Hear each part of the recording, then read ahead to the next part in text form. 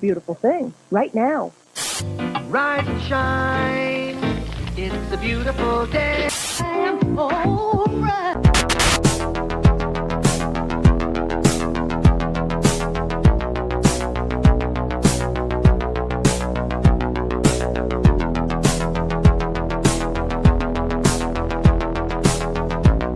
About a third of the building has been blown away. This is the bridge to white lies.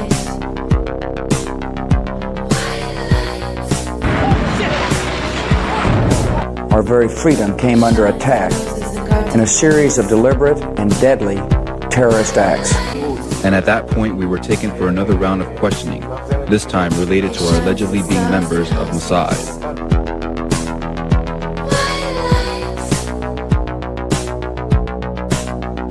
It's crazy evil.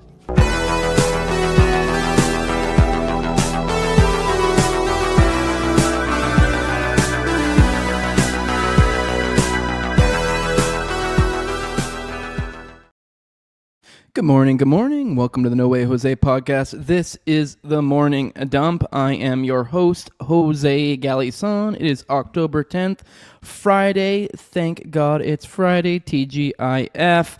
We have plenty to go through today. I hope you guys are having a good morning. It's been a productive one for me. Got a nice little workout in. We run a few little errands, and I'm ready to hang out with you guys. If you haven't had a productive morning, we're about to. We have plenty to go through. We're going to be talking about Kirk's autopsy today, which it is private. So, but there have been multiple people coming out now. I guess in the state of Utah, I believe it's like more of a family affair. But we have some multiple people who have come out, and obviously, what are the revelations of that? We'll discuss all that. Trump's Nobel Peace Prize, his aspirations towards so, and what we actually ended up getting, and how it's really not that far off, and maybe some other tangents to kind of jump off of from there. And then also Ghislaine to Congress, and wouldn't you know, those to the last the Trump piece, and this one perfectly segue from one into the other. But yes, it's looking like Ghislaine may end up speaking before Congress, so we have plenty to talk about there. Plenty of other stuff to go over. We got some foreign policy to go through. And then, I don't know, some of these little goofy videos and stories that we usually like to start the show off with.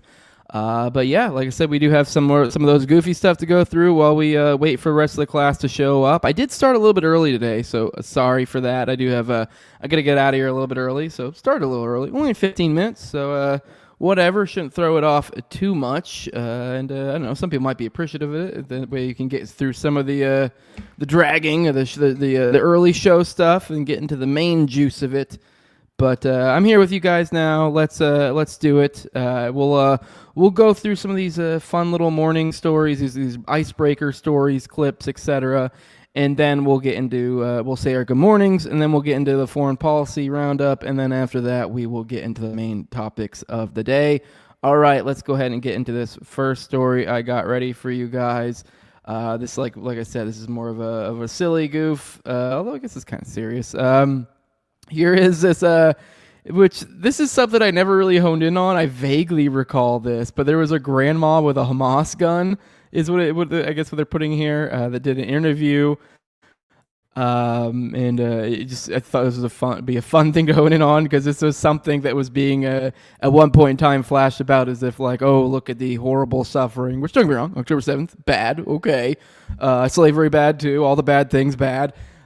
Which you don't really feel like you even need to say that, but it's obviously a humorous moment where one of said examples is an old lady with a machine gun given a peace sign with Hamas. So this is the story behind it. Let's go ahead and play this. Look at this grandmother being forced to hold a Hamas terrorist rifle as he takes a picture with her. Entonces le digo. Now here's a little lady, says, I told him I am from the place Messi is from. That's a soccer player for those who don't know. Yo soy de donde es Messi. Entonces él me He replied, Messi, I love Messi. Messi. A mí me gusta Messi. He grabbed my arm from here and gave me the gun. Acá. So you can see the photo there again with holding the gun, which is absolutely adorable. Me dio el revólver a mí. He put the gun down, and I pointed with my hand like this, and he took a picture with me. Me puso la mano así y nos sacaron la foto. Well, then he left. This is inhumane. Inhumane.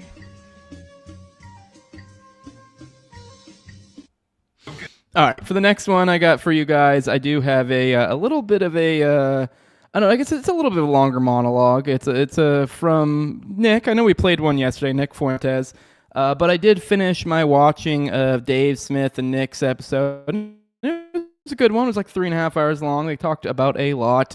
I don't know. Maybe if some other stuff comes up, some specifics within said interview, there's not really anything that was like the main points of discussion that I really feel like even really merit discussion. It was just kind of a free-floating all over the place.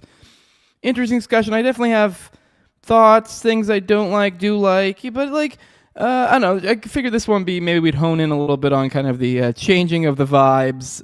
There has been more information that's come out recently, as for you guys know, since you've been watching this show, particularly in relation to, I don't know, some of the Charlie Kirk killing stuff, where he stood in relation to Israel, and it's just kind of funny that now we see certain people changing their tones a little bit, which, as I've said and a lot of us have said from the start, I think the main point of contention where a lot of us were kind of felt gaslit and like almost, maybe not betrayed, but kind of like, what?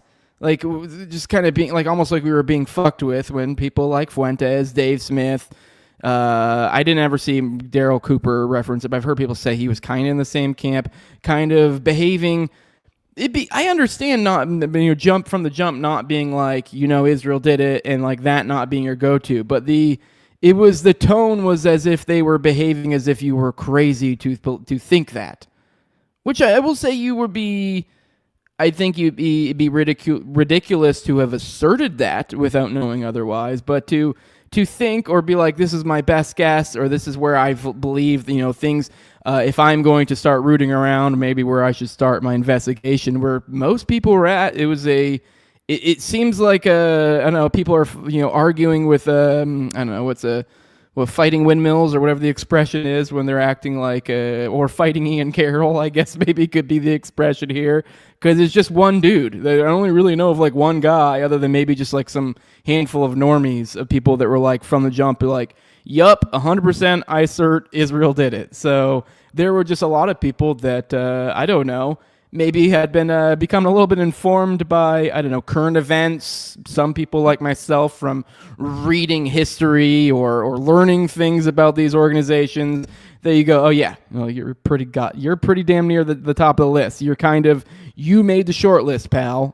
In the absence of knowing a goddamn thing, I know about you. So looking at you, pal. And that's kind of where everyone was at. But hey, whatever. These people are shifting now. I just think most people were just kind of like, what? And it just seems weird, this line that's kind of being towed is like kind of coming back to that.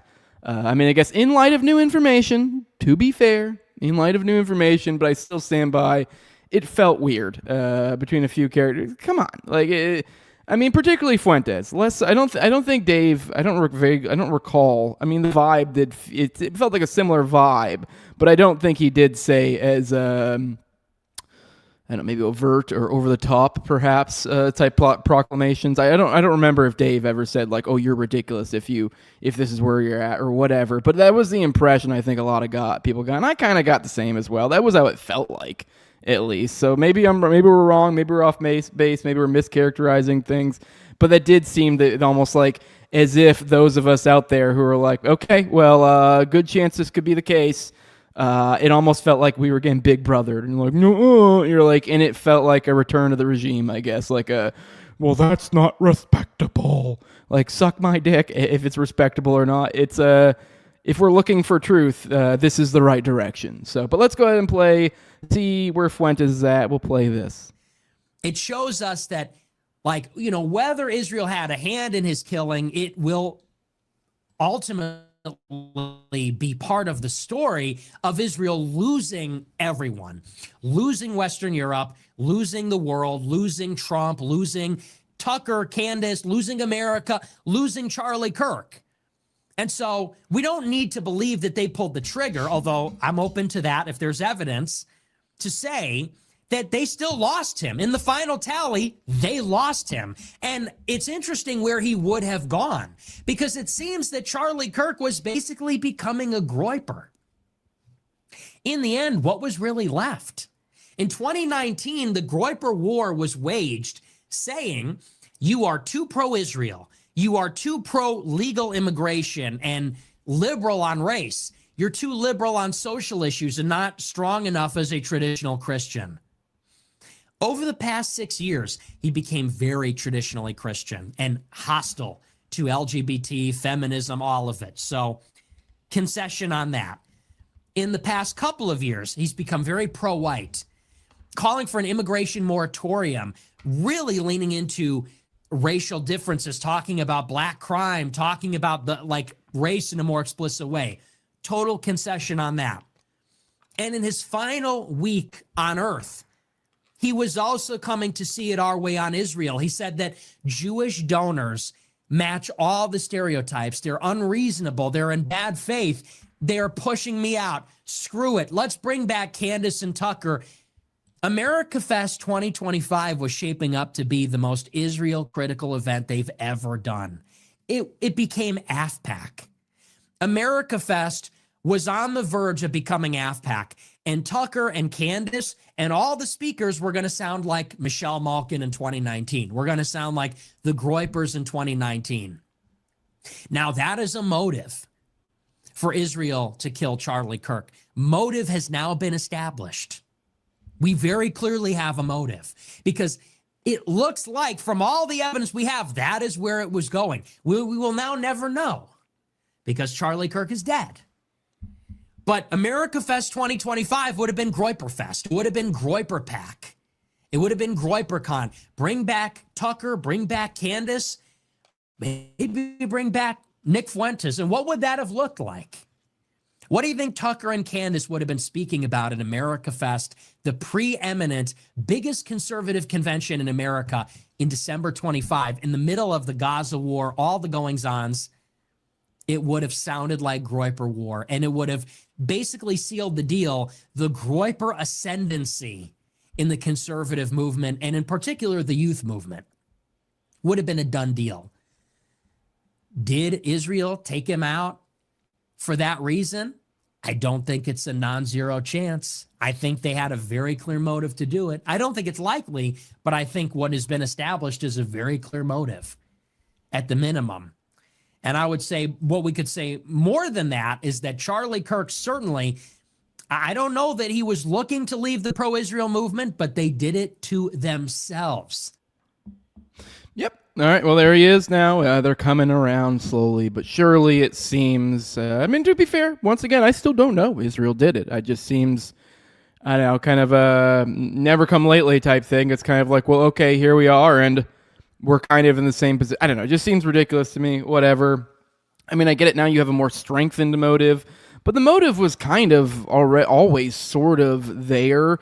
Once all the information started floating out, it just became this kind of, I don't know, this hemming and hawing from certain people. Like, well, I don't know. Does this mean this? Does this mean that? I just was like, I don't know. Pretty early on, it became fairly clear, and I think it was for anyone who was kind of being honest. And I think that's part of, as I've emphasized a lot, part of why there was such a fervor on an individual like Kirk is because there was a potential for change. So people, I think, just inherently realize, even just based off of vibes, you realize that, or just the way the markets are moving, that, yeah, he's going to have to shift. And if you didn't think he was having these thoughts behind the scenes, you're out of your mind. And as I've said before, this is kind of the whole, I'm trying to think of the proper expression, the kettle's heating up or whatever. Everything, as I said yesterday, like that is kind of these influencers dropping with all the things going on in the world. That's kind of sort of what I suspected that we'd be at. Because someone asked me the other day, like, hey, do you think we're at like nukes territories where Israel's going to start like dropping nukes or something, or maybe publicly threatening? I'm like, maybe privately, but I don't think we're quite there. But public figures who are trying to get off of this ship as it's going down, yeah, these people are losing any sort of sense of organic support whatsoever. So now they need to root out at artificial. I mean, not as if they weren't doing that before, but to a absurd degree. And what is that? If we're talking artificial, we're talking state power, which is just straight violence. Let's be real, or I guess a deception as well. I guess you could say. But anyway, so this is where we're at, and it's kind of. It feels kind of ridiculous to kind of be coming here now and be like, okay, now maybe you guys have a point after kind of ridiculing everyone who kind of already was here to begin with. But I don't know. I guess it's kind of somewhat I'm being unfair. It's like heads I win, tails you lose type thing here, because it's kind of like, I don't know, maybe he just was being super strict with his level. It just feels ridiculous to me. Whatever. But hey, they're coming along now, so cool. All right. One last story before we move on to the foreign policy one. Obviously, this one's a little bit more serious, but I just kind of wanted to get your thoughts, and it also kind of ties into something that's show-related that I've complained about recently, and maybe there's a bigger discussion to be had here. I'd be interested, like theory thoughts, maybe drop some comments, maybe in the chat as well. I don't know how deep I want to get on the show, but maybe comments. So I'm not necessarily going to get into this in the show if you're trying to drop this stuff in the chat, but comments, I would be interested to see where you guys are at this, because this has always been one of these weird questions where it's like, what is, like, well, I feel like there's like this knee-jerk reaction of what I think is the proper reaction here, but it's confusing. But I'll go ahead and read this real quick. There's this, one of you guys, Athelia, thank you for being one of my eyes and ears out there. I said, did I read this correctly? And what he's referring to here is the original tweet being, we are not ready this, from Charles Fane Lemon, whoever that is. And what they're sharing there is a picture of a headline that says, court rules that Constitution protects private possession of AI-generated CSAM, child sexual abuse material, I believe. And then someone named Nicholas Decker, which I don't know who this guy is, some econ PhD student, posted, why on earth should we be concerned about this? The problem with child pornography is not that its consumption is inherently immoral, but that its production entails harm. Would you say that dangerous mining conditions make lab-grown diamonds immoral too? And my knee jerk obviously is always like, yeah, no, fuck those guys. Like, yeah, sure. Like, hell, make a list of whoever's making these prompts requests to AI or whatever, and round them up and do the thing, you know, do the thing that I can't say on YouTube. Like, that's kind of where my head goes to. But there is like the economic argument that's brought up a lot, where it is like to some extent, like there's the harm side of things, and if it is like you do want to take the harm side of it, but I am always so.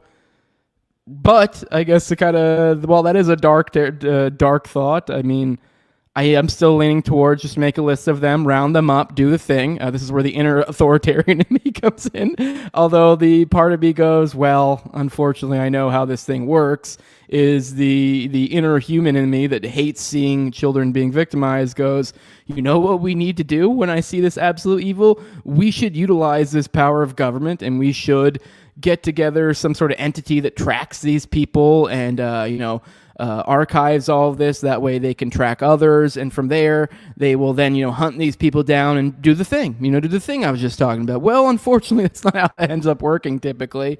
The thing becomes the thing that all of this is centered around, blackmail, how everything moves, this pedophocracy, essentially a complete and utter inversion of what you want. The knee-jerk reaction of fuck that and fuck these people and wipe them away from the earth, well, that literally gets completely inverted into, well, let's make these people the heads of the earth. Let's make them the princes of darkness. Let's do that. I think that's the thing to do.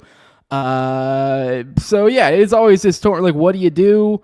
Do you make these sort of AI thing? Because there is an economic sort of argument where it's like it actually might kind of, to some degree, I guess, help. I hesitate to say that word. I don't know. I'm curious what you guys think. Gross thought, but it also ties into another question about AI. And I guess while this is a little bit more trite, and it is kind of I guess I'm also sort of reaching out to tech nerds too. I've been having issues lately generating thumbnails, because you guys know this show is like usually some guy. I had to change it for the past couple to now instead of someone sitting on a toilet, which I always had them wearing pants, so it was tasteful. It was more just a play on words.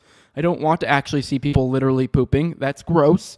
But I always would have them sitting, reading, reading a newspaper, and usually either say, the morning dump on the newspaper or like centered somewhere nicely. And just recently, which I think may be related to these latest string of, what is it, Sora or whatever, like with this new AI engine and the more realistic things, that AI things have started cracking down on generating likenesses of people. So I literally struggled. Like you'll see today's thumbnail is of Donald Trump, and I had actually had to ditch Grok recently, do the toilet thing, and even then I was struggling with likenesses. It was just getting really, I'd ask it for Charlie Kirk, and it would just show me someone who has similar features. So yeah, it's struggling. So I had to move over to ChatGPT, and even then, literally just today, ChatGPT generated a Kirk thumbnail yesterday. But he wouldn't have him sit on the toilet. It was just sitting. I had to dump the whole toilet, theme. And so now they're just sitting reading a newspaper. And even still today, they let me do the Kirk one yesterday. But for some reason, between yesterday and today, something changed the exact same prompt. And I actually changed it from Kirk to Donald Trump, which you would think, actually, if you're like trying to be like PC about it, like theoretically, like Charlie Kirk, they're both public figures, but Charlie Kirk just recently had like the whole emotional thing. So if they're trying to be like, no, you're trying to be respectful, we won't generate that. That would make more sense than the literal president of the United States. I asked for them to generate a photo or generate a semi-realistic illustration of the president of the United States reading a newspaper, and that says the morning dump somewhere in there.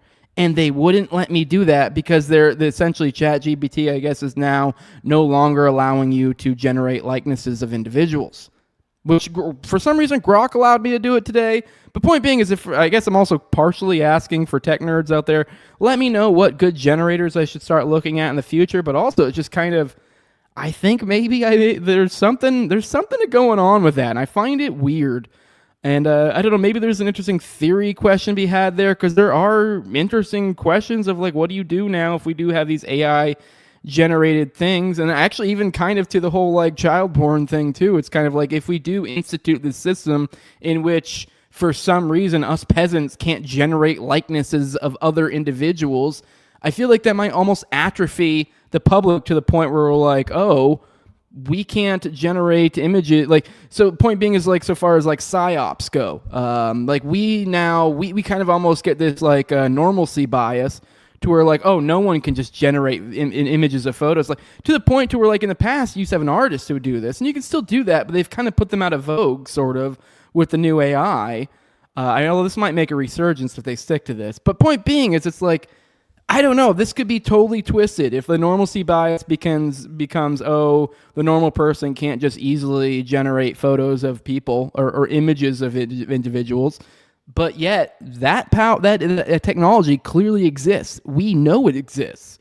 And so now we're going to have this complete inverse, which kind of, I guess, is a little bit of like to my child porn point, where like, well, what do you do? Do you like, if you are going to like create this crazy authoritarian, well, congrats, you just created a whole network of governments ruled by blackmail. Congrats, that's what you just created.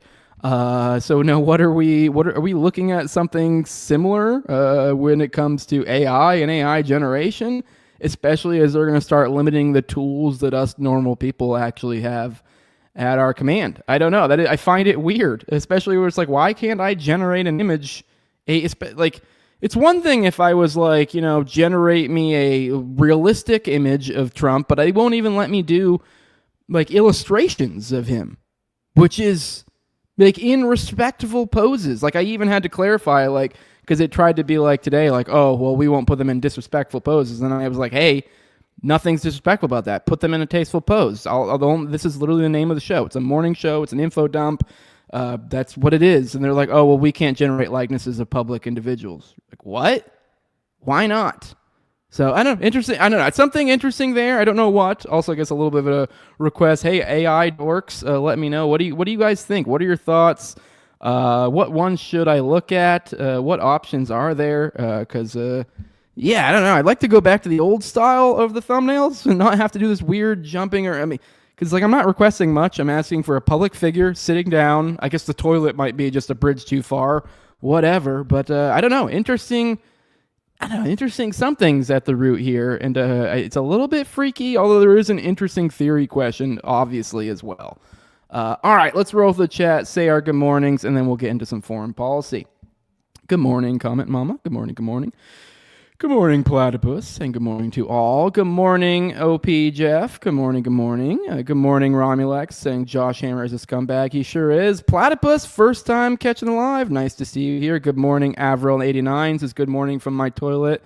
Well, thank God you're doing it since they won't let my thumbnail do it anymore. Good morning, Mr. Chadhead. Good morning, Fat Cats. Good morning, Evan. Good morning, Che Coho, saying fuck Israel. Yes, brother. Good morning, Gautis says good morning from my truck. Not as relaxing as my toilet. Well, if you're a trucker, your toilet, your truck is a toilet. Keep your shit bottle handy. Good morning, Bug Fights. Good morning, good morning. Good morning, Tom33. Let me see who else we got in here. Nevsky says AI child porn doesn't violate the app. It technically doesn't, unfortunately, but it's like, as I've said, this is kind of at the root. If we want to get deep into theory, actually, I'm not going to get deep into this. Part of like, I guess why I at my root am technically an egoist, because it's like there are gray areas in libertarian theory where I go, don't fucking care. Like it is, and I'm completely fine with that. Like, for example, people always try to find like exactly these sort of things. People always trying to find, as is always brought up in libertarian theory so often. It's literally a joke. We're like, oh, age of consent, because it's like the whole thing is like libertarian theory. Is there's like people are like, why so many of our autists like it is because it's like an objective for the most part. It pretty much outlines everything. But it doesn't technically outline everything, and some things are left up to arbitrary interpretation.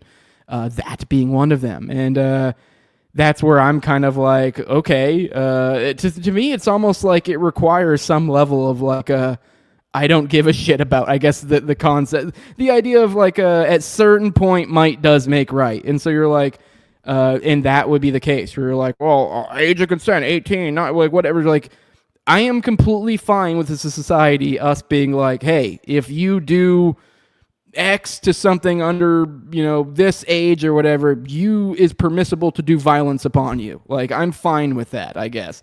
And whether you want to sit there and argue whether that violates the NAP or not, it's kind of irrelevant because I don't fucking care. It's kind of my point. And I know a lot of, like, libertarians get kind of upset about that, but it's like, if we're in territory where you're like, it's there's a quote from Sturter that I always like. He's like, because it was like, what your principles, what is it? I don't know, it'll come back to me, whatever. Something about like how you should serve, your principles should serve you, you shouldn't serve your principles. So if my principles have me in a weird bind to where like, I don't know, you're like, at the end of the day, it's like, I'm completely fine with being like, no, I'm willing to use force in this situation. Like, if someone wants to try to make an argument to me, like if some 50-year-old wanted to make some sort of fucking, try to intellectual argument with me of why, like, it's okay for him to do whatever to my 15-year-old child or something, I go, I don't give a shit about this intellectual argument. like that's kind of, I guess, at its root. I know it's kind of simplistic, almost people could say it's like a dumb theory, but that is kind of at the root what egoism is. He's like, this is all spooks. Like, this is all just nonsense in the air. And it's like, if we really do get this bind where I'm like, I don't like that. It's like, no, might at the end of the day kind of does make right in a certain objective sense. I know this is where rights enjoyers get really upset, but in a certain objective sense, might does make right. I mean, that's more of just describing reality than it is, I guess, like a right of how something should be. But at the end of the day, it's like we can talk about should, but sometimes they're just as good. And right now I could, you know what I mean? And that's kind of the root of that concept, I guess. Maybe I'm being a little too sloppy with that. I shouldn't have gone into theory just now. I'll probably have that. Someone will probably crop that out of context someday and use that to destroy me. That's great. Good morning, Fire Pixie. Good morning. Good morning. Comment Mama says start by investing a guy arguing for it. Yeah, that's another thing. Like, why are you, like, even if you are like, I don't know, this is an interesting question. If you're like arguing for it. Like, you better argue pretty goddamn carefully. What the fuck are you saying, dude? Good morning, Marty Mac. Good morning, good morning. Good morning, William Seltzer. Good morning, Real John Doe. Good morning, good morning. Good morning, Mogera. This is apparently circumcision makes you an autist. All right, hell yeah, brother. Good morning, Tower Gang NPC. Well, you're from Maine? That's where I was born. I went to school in Bangor. Born in Dover, Foxcroft. Lived in Quebec, if that rings any bells to you. Good morning, Bobo. Good morning. Good morning, Jake Moore. Bobo says, I like asking Grok to make images of Joe Rogan shaking Muhammad in Jesus' hand. Good morning, Mega Nerd, saying stable diffusion locally. Don't even know what that means. That's great. Good morning, Platypus, says I love the show. I need to catch live episodes more often. Hell yeah, brother. 11 a.m. on Monday through Friday. You can catch the morning show. Tuesdays at 9:30 p.m. Eastern. You can catch Already Dead, which is me and Austin. And you can also call in, too. Good morning. Good morning. Bug Fights asked me what AI am I using. I've alternated between Grok and ChatGPT. I don't really know shit about it. I just kind of know what I'm familiar with or use what I'm familiar with until I'm forced to use something else. And I got forced to use ChatGPT recently. And now I'm back to Grok again. Good morning, Base Kothar. Good morning, Fred. Good morning. Good morning. What else? Where else are we?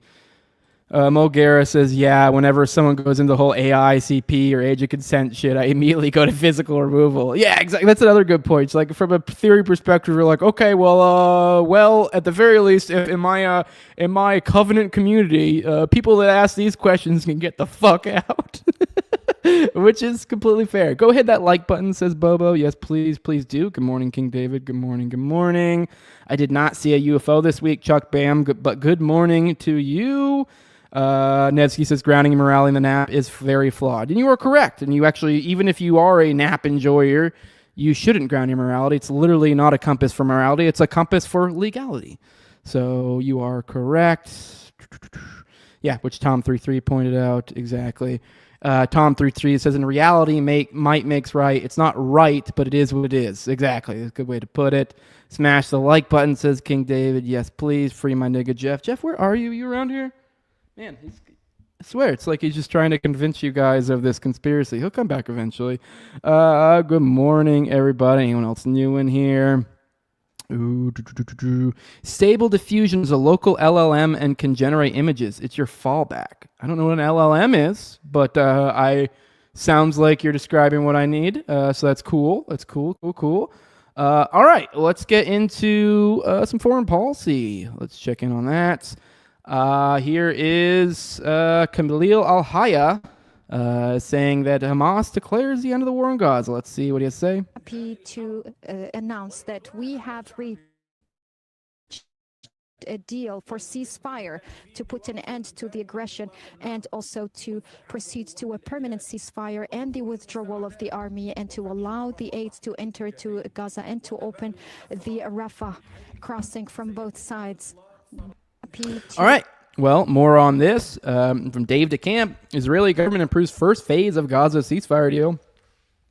This is from yesterday night. So, although actually, never mind, he updated this. Wait, when was this? Around midnight. He updated around midnight. So some of this stuff is still in flux, obviously, just so you are aware. The Israeli government approved the first phase of the Gaza ceasefire deal early Friday morning during a meeting that included U.S. Middle East envoy Steve Witkoff and President Trump's son-in-law Jared Kushner. The government has just now approved the framework for the release of all of the hostages, the living and the deceased, the office of Israeli Prime Minister Benjamin Netanyahu said in a statement. Sorry, I accidentally clicked the wrong thing. According to the Times of Israel, the approval of the deal now means that a ceasefire is in effect.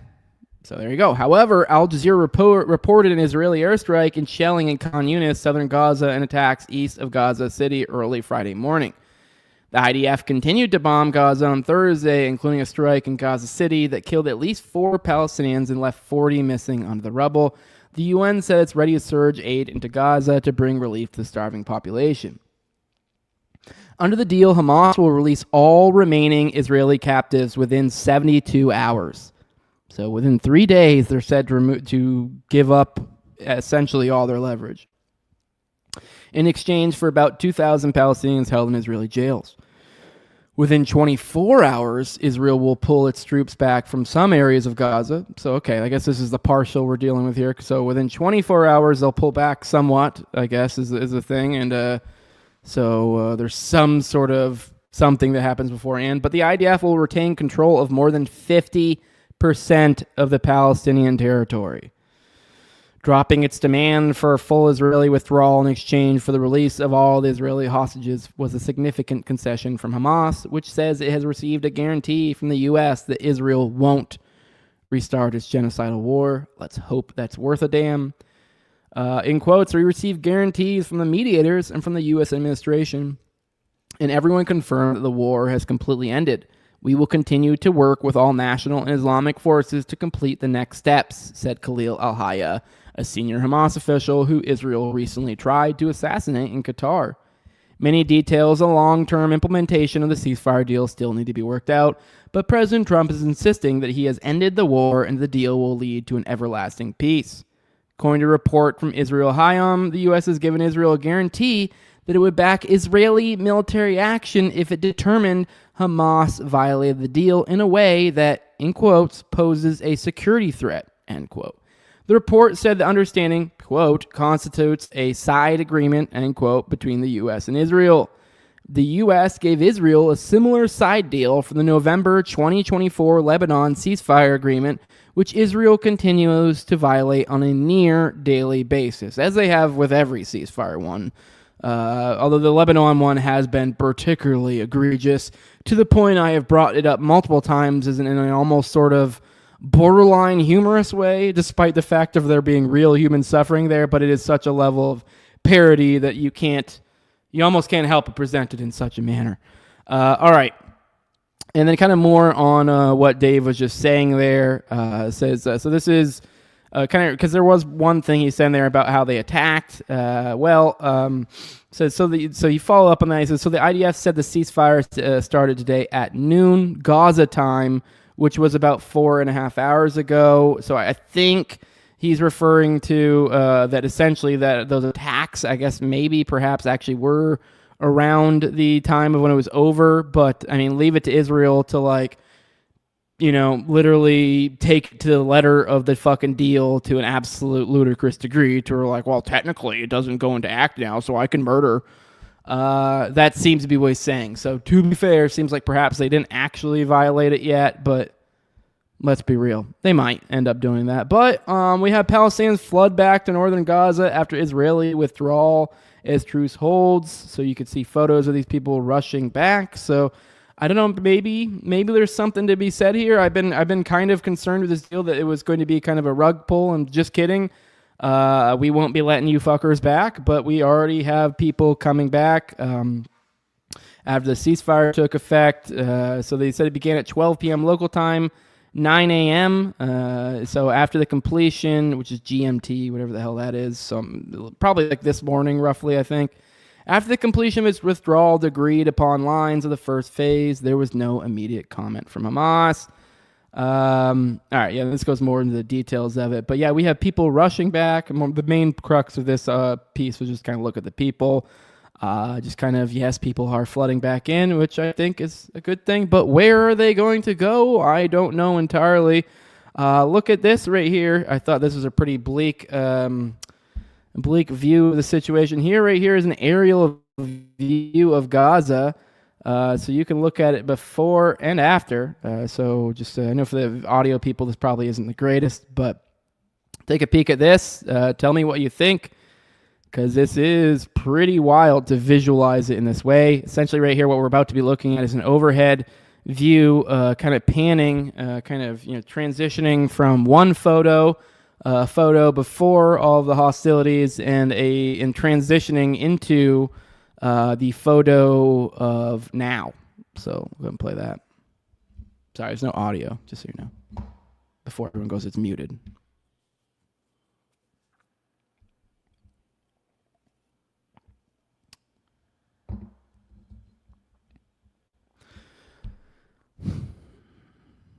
So, I mean, you can just see, like, the absolute destruction, just literally visually, like, I don't know if would you be able to see this sort of destruction from space? Maybe not quite.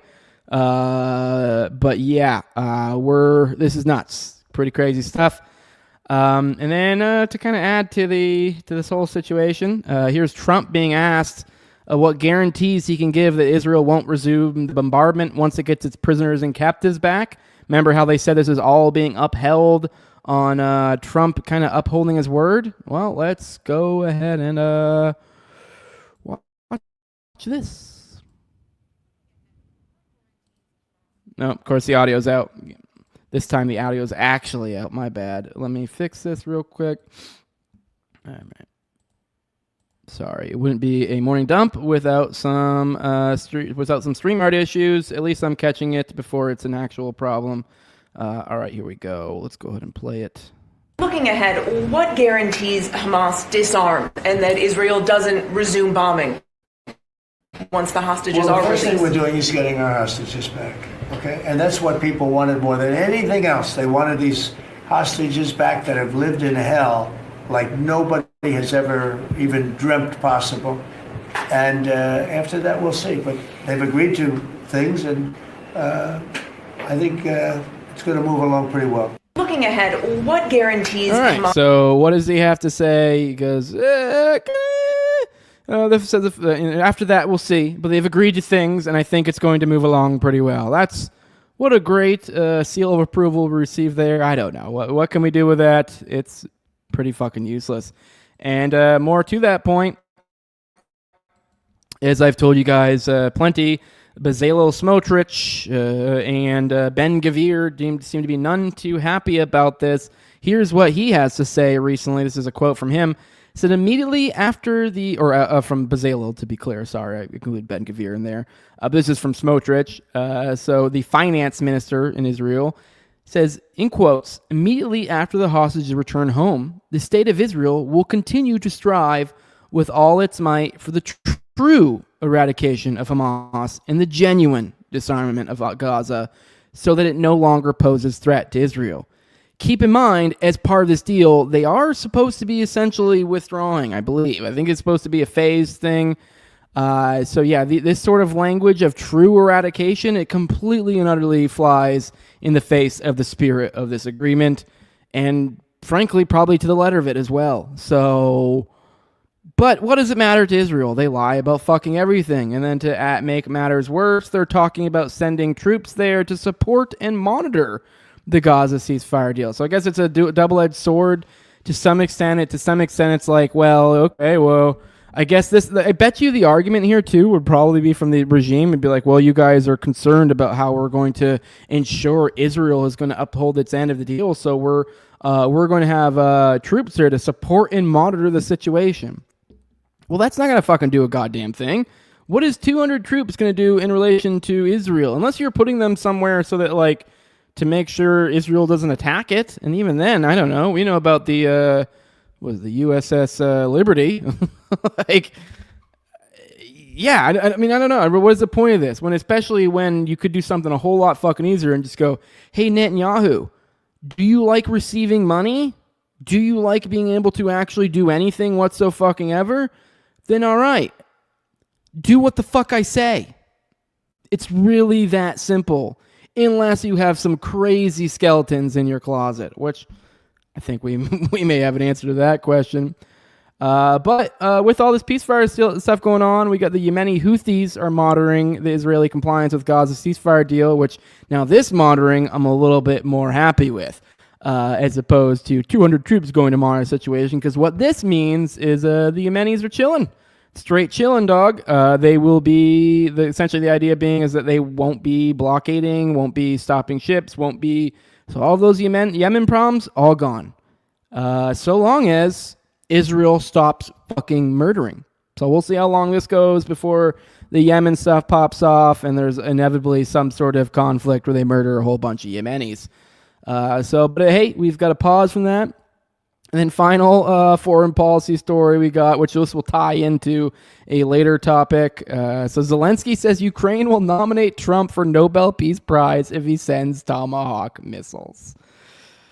So yeah, this is what Zelensky told reporters recently, and he said during our most recent meeting. This is in reference to the U.S. supplying Ukraine with Tomahawks. Which, reminder, as I tell you every time, they are nuclear capable, and they have a range of over 1,000 miles. Now, this is what he said. He said, in quotes, during our most recent meeting, I didn't hear a no. What I did hear was that work will continue at the technical level, and this possibility will be considered.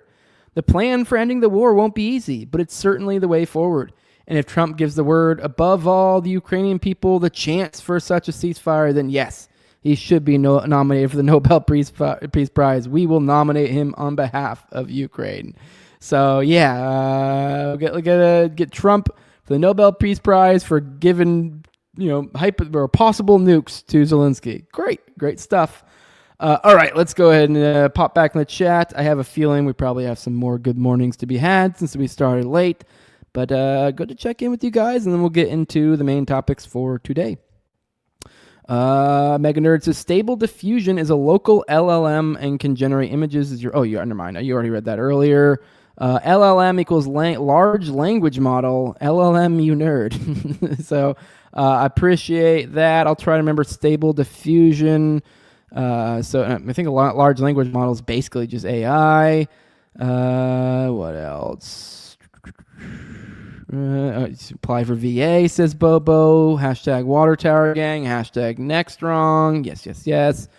Mogera said Hamas has officially made themselves non-combatants by saying they declare the war over, so any further bombing can only be blamed on Israel. Pretty clever on Hamas. Well, we'll see what difference that makes.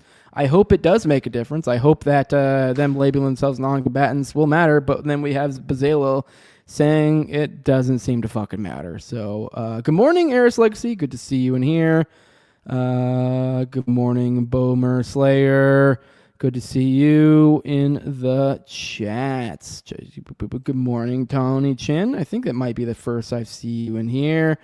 Platypus says these poor people can't catch a frickin' break. No, they can't. Boomer says the audio issues are why I tune in. We got over 55 people over in here and only 21 likes. Bump that up, people. Help a brother out. Wilson says the flattened Gaza photo made him sick. Yeah, it's pretty fucked up. Good morning, old dirty Kirby. Says you can't fight the world, BB. Yup. Mulgara says Ben Gvir has been spurging out, saying he'll collapse the Netanyahu government if Hamas isn't dismantled. He sure is. Nevsky says Israel does not want any third-party monitoring them. Yeah, I believe they probably don't, but I do think it'd be probably a lot better if they just, exerted their force instead of throwing troops at the situation. I think that's the worst choice. Let me see. What else we got? Good morning, Muname. Good to see you in here. He says, what up, my nigga Jose and fellow dumpers? What is up? Good morning. Good morning, Nanya Business. Says hit that like button. All right, let's go ahead and get into the main stuff. First off, this wouldn't be a Kirk covering episode if I didn't make fun of Josh Hammer. And let's be real, we've got to do some responding. He gave his rebuttal to this whole shenanigans, but it wouldn't be a one if I didn't bring up that, yo, dog, I do better than this guy.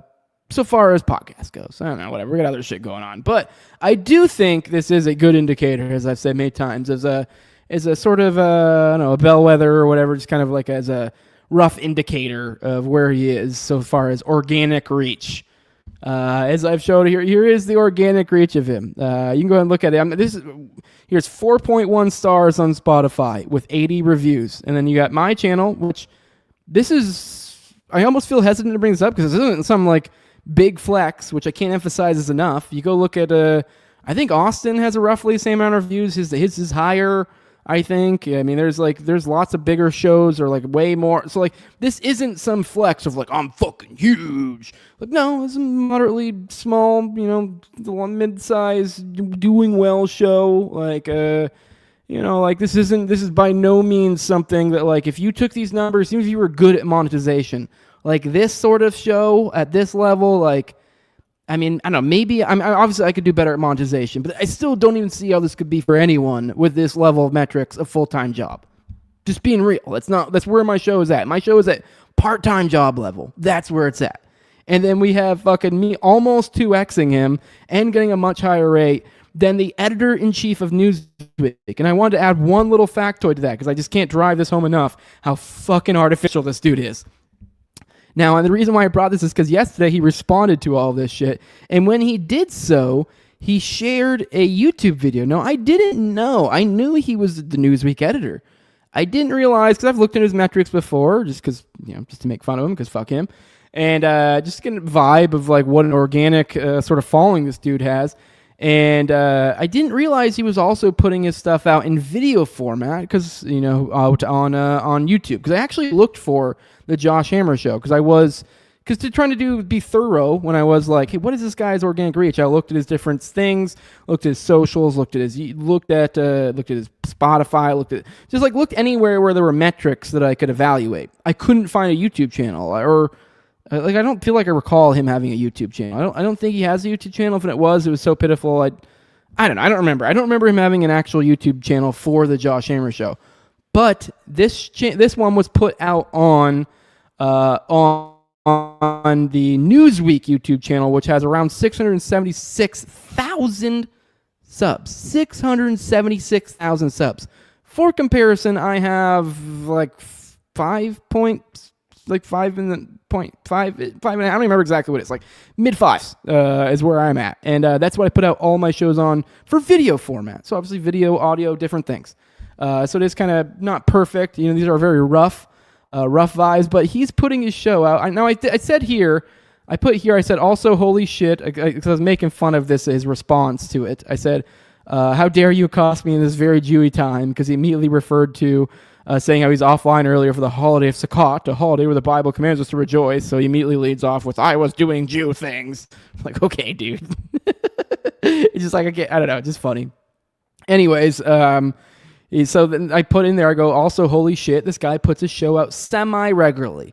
Now, I want to be clear, just to be, for the interest of truth, specificity, that was an assumption. The semi-regularly is assumption. Now, he did put this one out on YouTube. Now, so it's assumption that he puts his show out on Newsweek.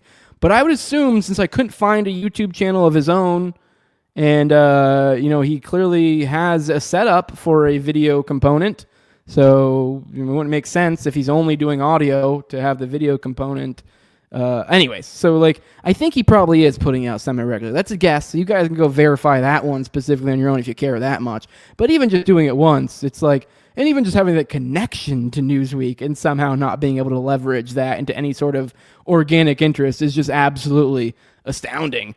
And then also, if you do want to, I did mention, look through those comments. If you guys do want a fun time, go check out the YouTube channel of this, or the YouTube video, and go check out the comments. It is almost nothing but absolute, just distilled hate for the guy. It's quite amazing. But anyways, I just kind of want to drive home. I've told you guys this metric dunk before, and I just want to drive home even further how absolutely mind-boggling of a fucking, I'm trying to bring, maybe, I don't know, I guess this is sort of my world metrics somewhat, although I'm still kind of retarded about it. But it is just I can't drive home the point how much this fucking dude's artificial. It's ridiculous. It's like a case study in fucking up astroturfing. Cause it's astroturfing's supposed to give you the perception. And I guess some people probably get the perception this guy's big, but it's such a low bar for looking into his shit to be like, oh, everyone fucking hates you, and no one organically gives a flying fuck what you have to say. It's such a low bar of research into this guy to get there. It's ridiculous. So it's, I don't know, it's almost like a case study. I can't get over it. And yet now here he is in the middle of everything. But let's get into his rebuttal to this whole situation. Just a reminder, this is the kind of the core of the question here is, what the heck is, did I not have this up the whole time? I just realized I don't think I had this up. I was showing you guys things, but whatever, it doesn't matter. Only the visual component here wasn't that important, but you guys can see the tweet here now, and then also my tweet, not that it matters. Sorry, I just realized I don't think I had the screen pulled up that whole time, but I wasn't playing a video, so who gives a shit? But let's get into, oh no, crap, did I... oh, my bad. Let's get into Josh Hammer's response to Candace's group chat drop, essentially. The drop where Charlie Kirk in there was saying, what was the exact wording? I have no choice but to I can no longer support the pro-Israel cause or something like that. And so then here's Josh Hammer's response after kind of being offline. And I'm sorry, my voice is cracked. Jesus Christ. After being offline for a while, I guess due to his holiday, which whatever, perhaps that is the case. I don't know. Don't particularly care. But as many online have pointed out, it was kind of conveniently worked out for him because he basically just stayed offline, and the internet essentially created his alibi. And that's kind of basically, I mean, let's be real, that's kind of what we predicted somewhat, but let's see his response here. So he says, I have been extremely reluctant to post screenshots from a murdered friend. It feels icky. I don't like it. But while I was offline this week for a holiday, a high-profile, deeply unwell lunatic used screenshots of an intimate group chat I was in with Charlie Kirk and some others to impugn my character in the worst way and allege I somehow had foreknowledge or worse of my own friend's horrific assassination. In those screenshots from about 3:30 to 4 o'clock p.m. EDT, the day before he was killed, Charlie was blowing off steam, is how he's characterizing it, in a private group chat.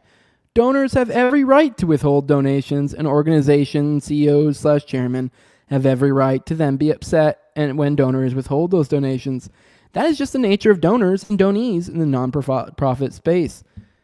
As I've previously explained, the notion that Charlie Kirk was turning on his career-long friendships with the Jewish people and the Jewish state of Israel as opposed to sarcastically. So now he's framing this as it was blowing off steam and it was sarcastic. So that was that whole statement was him just being like, I'm going to have to, all of these rich Zionist billionaires are, like he literally said the preceding statement to that was these guys are parodies or whatever. So we're to believe that what Josh Hammer is telling us is that the sort of relationship Charlie Kirk and him and he had, where he would say is a sort of relationship where Charlie Kirk felt comfortable making, let's be real, probably pretty over-the-top anti-Semitic, I mean, not necessarily my characterization, but let's be real how Josh would characterize it sort of thing. These sorts of statements. And I showed you yesterday what a fucking fag this dude is. Like, this dude's the one who's like the one in people's inboxes, DMs, be like, I have a friend who's a Jew who also happens to give you money, who's saying they may not want to give you money anymore because you said some things about Jews. And they also have lots of friends who are Jews who also give you money, and they're not happy about what you said. And no, I won't give you proof of any of these things, but there's clearly a shadow campaign of people who are upset about you saying things about Jews. So we're to believe that Charlie Kirk was perfectly comfortable as a joke. Like, this is the sort of way they rib each other. Josh Hammer, the paragon of humor, this is how they just goof with each other. Like him saying, I lost millions of dollars, and these people, these Zionist billionaires, I don't think that's exactly characterized or said it, but he said they're literally parodies, or something like that. He said they're parodies, essentially pointing to literally like kind of, hand rubbing, kind of stereotype, like exactly what you think of when you think of the fucking the Happy Merchant type shit. Like he's literally being like, this is what they meet the stereotypes, and and then he goes, and the follow up is, I'm forced to no longer be able to support that's supposed to be sarcastic, blowing off steam. Like, what? Okay, I'm sorry, I don't sure, maybe if this was a Tower Gang group chat, perhaps. And even then, not really. But my point being is, you could be like, like they're making some weird joke, sarcastic, this, that. I struggle to understand that social dynamic. Anyways, 2 hours after Charlie Kirk blew off steam in that chat, I joined a Zoom call with him and a few others, which I want to say a few people have pointed out. Zoom calls like StreamYard, which I use, I'm pretty sure they record those. So we should theoretically be able to drop a Zoom thing. But then the argument would be, that would be improper. If it's what you guys are saying it is, it would totally clear up a lot of things and make your enemies look really stupid. The New York Post covered the Zoom call shortly after Charlie's death. In short, Charlie sought our advice for how to better communicate the Israel issue on campus so as to be most effective with the younger Gen Z audience. Charlie was passionate about fighting the mind virus of conspiratorial Jew hatred, something he made very clear over and over and over again. The final ever messages Charlie sent in his WhatsApp chat, which were delivered hours after the deeply out of context screenshots of the aforementioned lunatic and others have been discussing this week, make clear that Charlie was deeply grateful for our help. After our call, he felt more confident and reassured that he would make the case for the Jewish people and for Israel on college campuses. These are literally Charlie's final messages in that WhatsApp chat. Emotions can run high at times, but Charlie Kirk remained a true friend of the Jewish people and the Jewish state to the very end. Now, I don't know the ins and outs of WhatsApp, but first off, I do want to go ahead and throw out for people keep in mind, as I pointed out with Candace's chats, same skepticism applies here. To where like, hey, we don't know that these are legit. Candace was able to get Colvett to confirm this. I don't know if there's other people in this chat that would be able to confirm this. Anyone that I guess we would care, particularly like if Wolicki agreed with this, I don't really feel like that would really be all that convincing. If you really need someone who has incentive not to want to agree that that's a thing, which we don't really have anyone in place for that right now. So anyways, so whatever. Maybe this is true, but let's look at it real quick.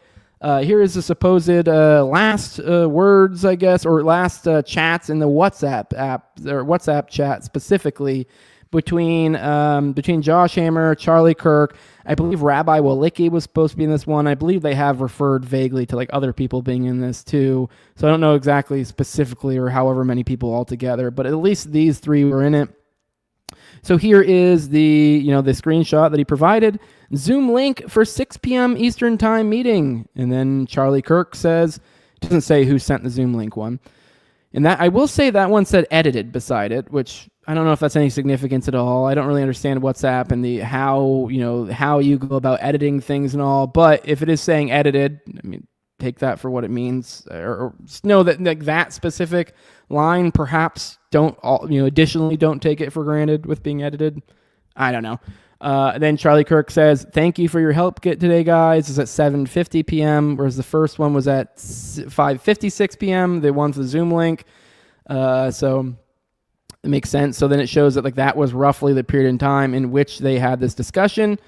And then it goes, I'm assuming this is probably Josh, since it's a different color here. So the implication, at least, is that this is Josh saying, good luck as the campus visits start.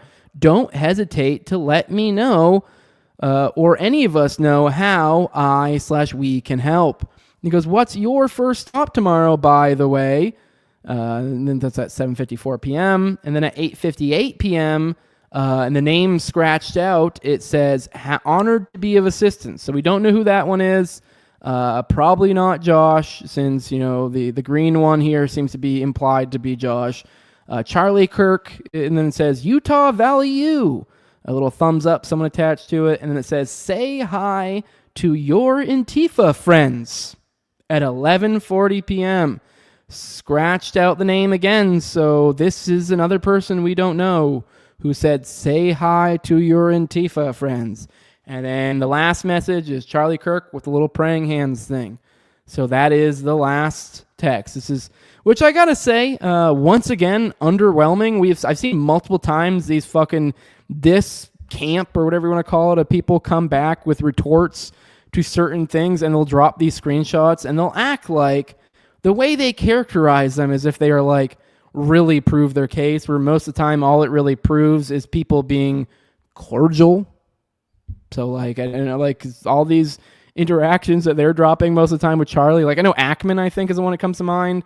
One of the accusations he got, he like dropped something that was just like the most like boilerplate standard of interactions between human beings. It was almost like I don't remember what it said, but it was almost as if you were like in court and you were like, ma'am, you and the defendant have had issues and blah, blah, blah. And you're like, well, if you look at this screenshot from, or this video of our interaction passing each other on the street 3 years ago, and you could see I say, oh, hello, sir, how are you? And they go, oh, I'm doing well. How about you? And I go, I'm doing well. Great weather we're having, isn't it? And they go, yes, it is great weather we're having. Oh, wow, what a beautiful day. You have a great day. I hope your children are doing well. I'll see you again next time. I'm going, wow, see, clearly we are great friends. Like, that's what it felt like. Very much felt like. So, and this kind of has a similar vibe. But let's see what Mel from the show Village Crazy Lady had to say. That last line, obviously, is the line that sticks out the most to me. It's the say hi to your Antifa friends. Excuse me, but what the fuck? Let's see what Mel thinks about this. So, one, the messages from Charlie that he was leaving the pro-Israel cause were from September 8th, not September 9th. So once again, Josh is lying. And the reason he's lying is because he's trying to create the impression that Charlie was just blowing off steam, but then a few hours later, they patched things up again. So first off, he's trying to characterize this as being from September 8th. And I didn't even remember him addressing that. So seems like he did it flippantly and didn't even really try to make a case for that being the case. We know from the Gray Zone's incredible reporting on this that Robert Shillman announced he was pulling his $2 million donation from TPUSA at a banquet for the American Freedom Alliance on Saturday, September 6th. So Charlie knew for at least 48 hours that Shillman was done with TPUSA. It was officially confirmed on September 8th when Shillman confronted Charlie himself. Charlie wasn't blowing off steam. He was announcing his next steps. 2, according to both Rabbi Wolicki and Josh Hammer, the entire point of that Zoom call was to strategize how Charlie would answer questions about Israel. And yet Josh Hammer didn't know which college Charlie would be at. Knowing the kind of college kids he was going to be talking to, e.g. demographics, major study programs of the university, wasn't part of their strategy. I don't believe that. Also, if Hammer and Wolicki were already talking to Charlie on a daily basis for months anyways, why did they need to schedule a Zoom call for more Hasbro training? That seems very excessive, especially if they weren't doing the kind of strategizing that involves specifics like, the actual college Charlie was going to. If I had to guess, I'd say that strategy session was more about finding middle ground for Charlie and Zionist donors than it was about helping Charlie prepare for the Israel donors or Israel haters. Lastly, say hi to your Antifa friends is quite the parting phrase, is it not? That made me sick to my stomach. I've also heard people throw out that it would almost make sense even with the wording there, like the message I showed you before. This wording could also just as easily have been kind of almost like a sort of breaking up, like I guess you could, maybe that's not the right way to put it, but kind of like hey, here are the changes TPUSA is undergoing currently. Here are my, where my positions are at. If you'd like to help me and kind of where I'm at and kind of help me formulate position, maybe I'd still like to keep the door open. I'd love to hear your feedback, like these sorts of things. But my conscience and whatever given things have really made me do whatever. There's totally a way you can present this and still he literally the way, especially from my impression of Charlie. Not that I know the guy, but my impression is that is how he would probably have handled a quote unquote breakup or whatever. From the Israel cause, he probably would handle it with as much grace as possible because. Why would you want to cause problems? So, yeah, all these cordial messages don't really seem to prove much to me. But all right, let's move on. Who cares too much about that rat? But I figured it was fair to show his response. Let's get into what you guys are probably mostly here for. We'll get into some autopsy type stuff. How do you do that? How do you get that neck strong like that? What do you be doing? Be doing putting some weights on there? What is he doing to make that happen? So let's see what Candace has to say. Candace, it came from behind. You haven't been investigating on Elon's platform enough. I can tell you definitively that Charlie's shot did not come from behind. I can just take that or leave that. You can still go down that narrative. You can think that you saw that. I'm not saying that a shot wasn't fired from behind. I'm not saying that. Like I said, I've given you my theory. I think there's two shooters. The entry wound is what is on the front. The bullet. By the way, I played these out of order, but I'm already halfway through, so I'll play that other one in a second. So not to exit. You are looking for a smaller gun altogether, which is how these operations have to work. You got to have multiple things going on. It's designed to drive you crazy, and that is why I'm trying to focus investigations. And I hope you guys trust me enough to know that I went through great hoops, multiple people. I had to. All right, I accidentally showed you the end before the beginning, but essentially the end here. I'll show you the beginning here in a second so you can see how she got there. But you can kind of tell she's already saying, oh, trust me. We're getting a trust me bro from Candace. Once again, another trust me bro, which I'll be honest, makes me a little skittish. Although she has been delivering the goods so far, but it makes me a little bit skittish that we're getting another second Trust Me Bro on a very integral piece of information that like ties into this same exact thing. Keep in mind, we've gotten before from Candace the claim that the one guy who removed the camera from the back, that she saw that video because the guy showed it to her in a Zoom meeting, and she supposedly is trying to convince him to release it publicly. They're not wanting to because it's like, oh, that's, we don't want to, this seems improper, and, the law enforcement's handling it, whatever. So she's already, floated that out. She said she got to see it, and the big thing the big revelation she got out of that was, oh, there was no blood. And then shortly after that, what did we get? We got that fantastical, Man of Steel shit from Andrew Colvett. And now we got her coming now again, saying, essentially referring to the autopsy, which we'll show that video, but she's claiming she knows, just through source, she knows that that's legit, that there was no entry or exit wound in the back, nothing was going on back there was a bullet recovered, and what we should kind of draw from this is that it wasn't a 30-06 and kind of think about other things. Obviously I don't think it was a 30-06, but it is kind of there is some level of trust me bro. Just sources say that's what we're getting once again.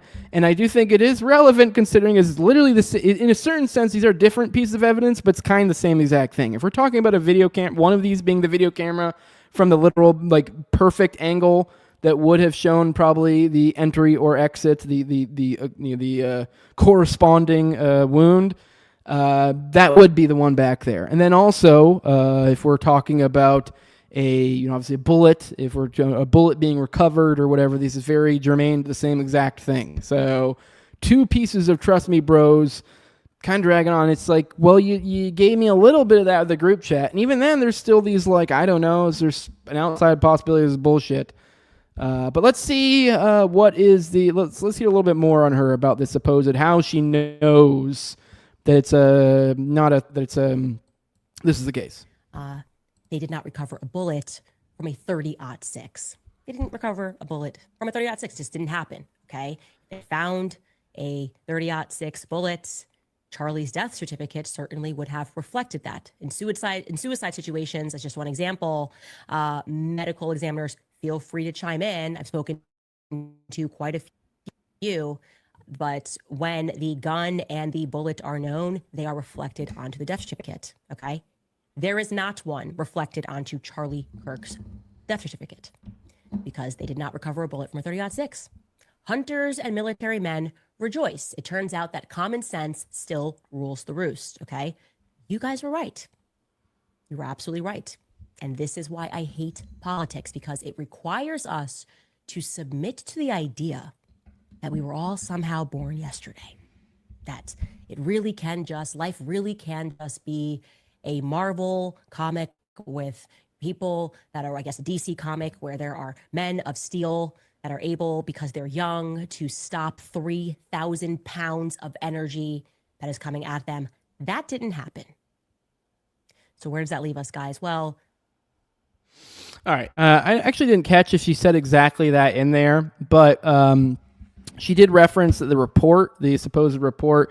Essentially, she's claiming with this private autopsy or whatever, because that is, I guess, in the state of Utah how these operate, is that she somehow knows somebody. And we'll kind of come back to this. There already have been other people. I was actually thinking about covering this autopsy, doing an autopsy segment days ago, because this has been information out for a while.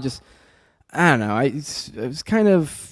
It just felt like not a lot. It is very much overly sources say, but here's a little bit more, I guess, now that Candace is delving into it, and there's, further claims. So it kind of cements a little bit more, makes it a little bit better of a segment. So here we are. But one of her claims is essentially that because it wasn't on the medical examiner's report or whatever, or autopsy, this doesn't specify the gun, that then therefore means, because she's saying essentially it's standard practice.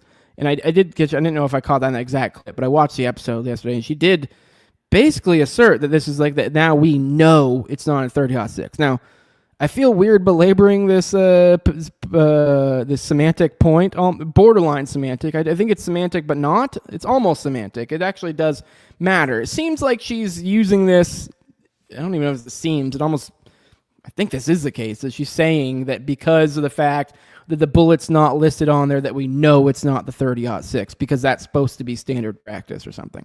Now, I don't know. Perhaps that is standard practice, but I do think that is by no means a confirmation, in my opinion, that that's a 30-06. And Ken Silva kind of buttresses that point here by pointing out the Thomas Crook's autopsy doesn't specify what type of bullet either. And I don't remember the specifics when it came to Thomas Crook's.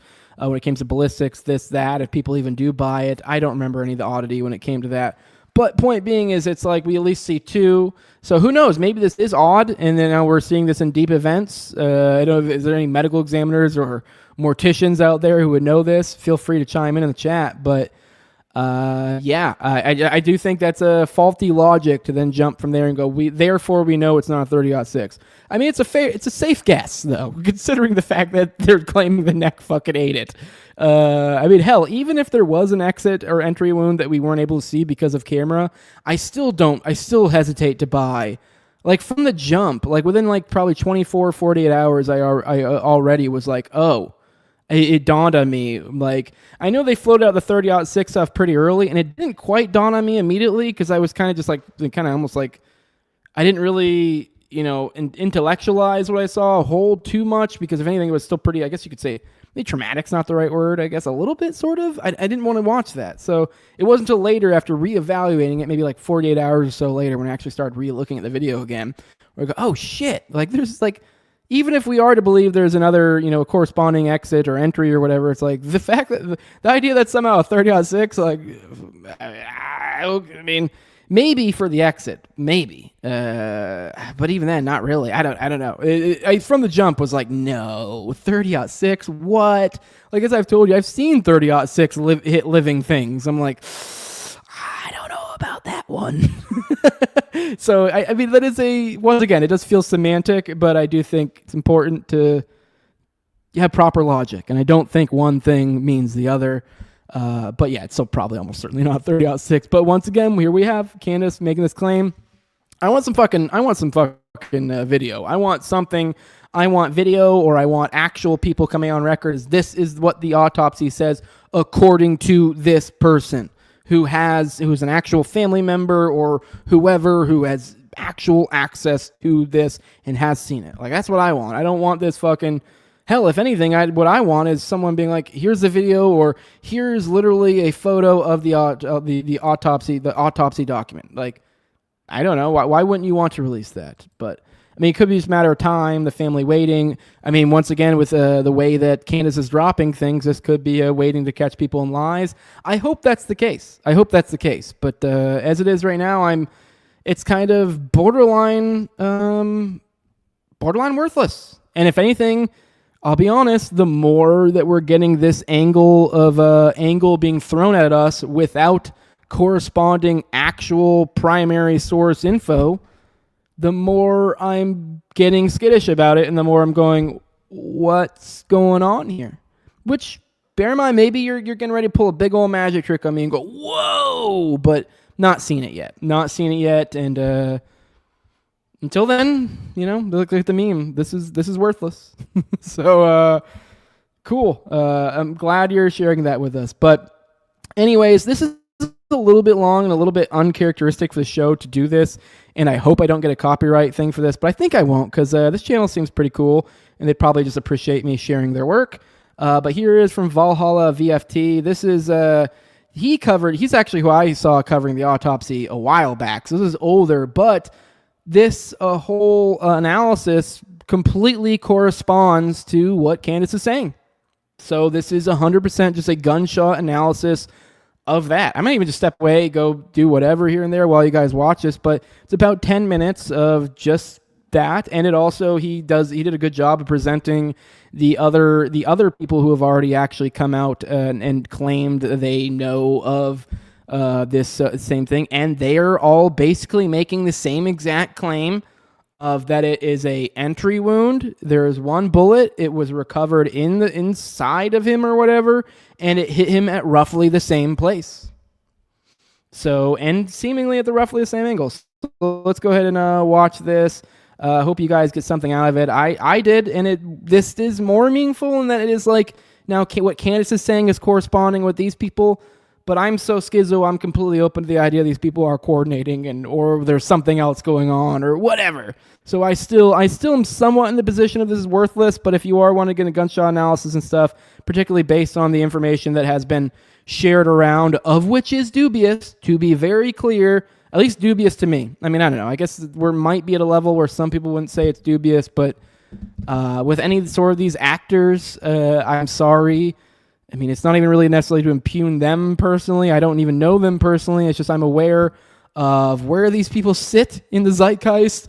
I'm aware of many of their backgrounds. So until I am standing on firm ground, I'm not willing to be like, oh, yep, totally. But let's go and play this. I don't know how to put this nicely. If this medical examiner report or autopsy report is true, the FBI and the prosecution are, let me put it lightly, I guess, because essentially the idea that Tyler Robinson took the shot from where he took it at the angle he took it and caused the damage it did to Charlie with the round that's used is actually not possible. So this is going to be a very interesting video. First thing we're going to take a look at is what this report says. My understanding from speaking with a couple of people high up at Turning Point USA, they let me know that the injury took place right below the jaw in the C2. Uh-oh. The bullet crashed through C2 all the way through C7.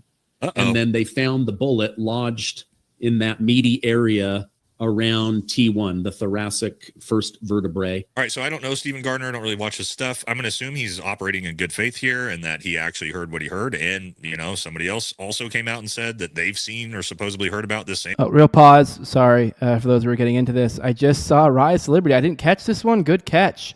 The date change from Josh Hammer.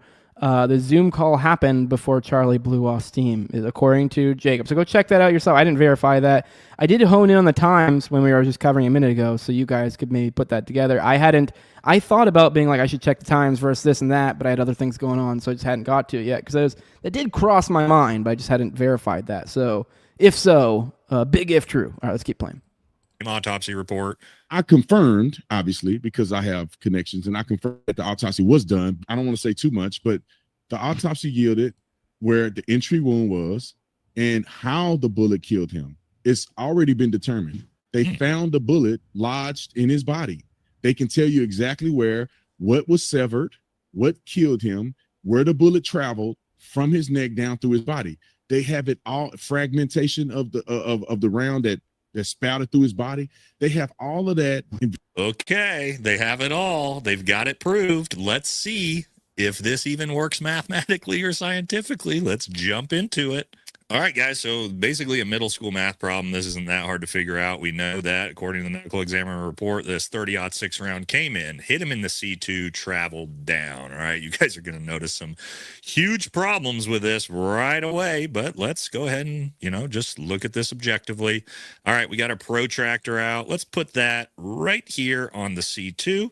Okay, we do know, again, from where Tyler Robinson was shooting, it was a 9-degree slope with a 9-degree offset, essentially meaning almost directly on at a 9-degree slope, which we can travel out from our protractor from the C2 here at 9 degrees. Perfect. All right, as we pull the protractor off, what's the first huge glaring issue you guys are going to see here? Oh, well, if Charlie Kirk was sitting level, sort of parallel to the ground with his jaw, which he was, let me show you that real quick. All right, so we can see Charlie Kirk is not got his head all the way back like this. He's sitting pretty much flat, looking at the crowd, sort of jaw parallel to the ground as he gets hit. Boom, hit. So you can see that, right? It's actually a little bit of a tilt down even, okay? So let's look at this anatomically. All right, this is essentially exactly how Charlie Kirk is sitting, and they want to tell you the medical examiner report confirms he was first hit in the C2 vertebrae right below the base of the skull. Biggest problem I see with that from the angle Tyler Robinson shoots him from is that would have hit him in the teeth or even above the teeth. There is no possible way that this round came from a 9-degree angle and a 9-degree slope and hit the C2 while not blowing through Charlie Kirk's face. It's not a thing. We also can see the C2 is not where that gunshot wounded. It's a good. Sorry, just bring up the chat. I just thought it was a pretty good one. Good morning, RG Maz. I think it's the first time I'm seeing the chat. which I thought was funny. Took the vax, so he sent the nanoparticles to his neck and made them blow out. All right, let's back to it. Sorry. I can show you that right here. All right, as you can see here, yeah, he's got some tilt back now after he's been hit, but that round, sorry for my beard, that round is 2-3 inches below his chin. Okay, this round is not all the way up, just underneath the base of the jaw. It's pretty far down. I would say that's closer to the C4 or the C5 to where that round, to me, looks like he got hit. So big problems right away with this medical examiner report, but let's keep looking at this. All right, so we know this is not possible. Okay, this definitely didn't happen. But if we look at the actual sort of injury to Kirk, looks like he's shot closer to about right here, okay, on that left side of the neck. Now, if we look at it this way, now we can make this work for the location of the shot if it enters and hits the C5, but that's not what they're saying. They're saying it hit the C2, traveled down all his vertebrae. It doesn't work. Next thing with this, we're talking about a 30-06 round. Right now you have this 30-06 round traveling at 24 to 2,700 feet per second, or even less, doesn't even matter. Hits him, let's say, hits him in the C2, if this magic bullet that doesn't go through his face somehow, that then refracts straight down into the T1. Yeah, that's not what a 30-06 round is going to do if it hits a human neck vertebrae. We know it's going to blow right through. But even if there was some weird refraction, bullets aren't going to refract almost 90 degrees. We've talked about that, and then keep their actual velocity to be able to do that much damage. Not really a thing. Again, so with just basic middle school math, we already disproved this whole medical examiner's report, or the fact that the shot was taken from where it was taken, a 90-degree slope from straight on. Charlie Kirk sitting flat, parallel chin to the ground. Not possible. It would have hit him in the teeth, not 5 inches lower than the teeth. It's not a thing. So because we know that's not possible, if we're assuming the medical examiner report is true and accurate, now we have to look at alternatives to how this could have taken place. Okay, so let's talk about a few. Well, let's look at that. We know where the actual wound is, which is here. Okay, well, we know it can't have come from that slope. Again, it goes straight through his teeth. Not a thing, unless his head was like literally all the way back. So what would it take for this round to have hit him where it hit him as an entrance wound and hit him in the C2 first? We can find that out pretty easily. We can start at the C2.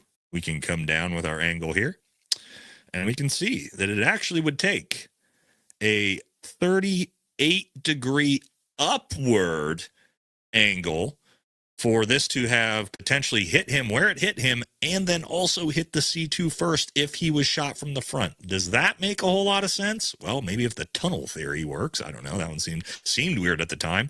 And then also keep in mind, the round still has to travel then straight back down, which bullets don't do. They don't do this, okay, guys? You would expect a bullet to refract out this way, refract up this way.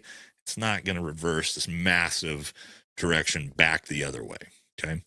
So I'll make it very clear. If he was shot from the front, in the location he was shot, and it hit him in the C2 first, it had to have come from an upward angle. It could not have. By the way, I see someone in the chat asking, and I'm breaking up every now and then because I forget what the rules are on copyright. And I don't think he's going to get me, but just in case, Romulus asked, what's the guy's name in the video? This is Valhalla VFT, which is kind of funny that he's kind of been like the go-to ballistic guy for a lot of people, and a lot of other Green Beret guys, but particularly him, especially since like the whole Valhalla thing. I'd be kind of interested if he ever did address that, because it's funny, his name of his show is Valhalla, but like he is actually like the demographic to where like that makes sense, and it's like he is literally a former Green Beret.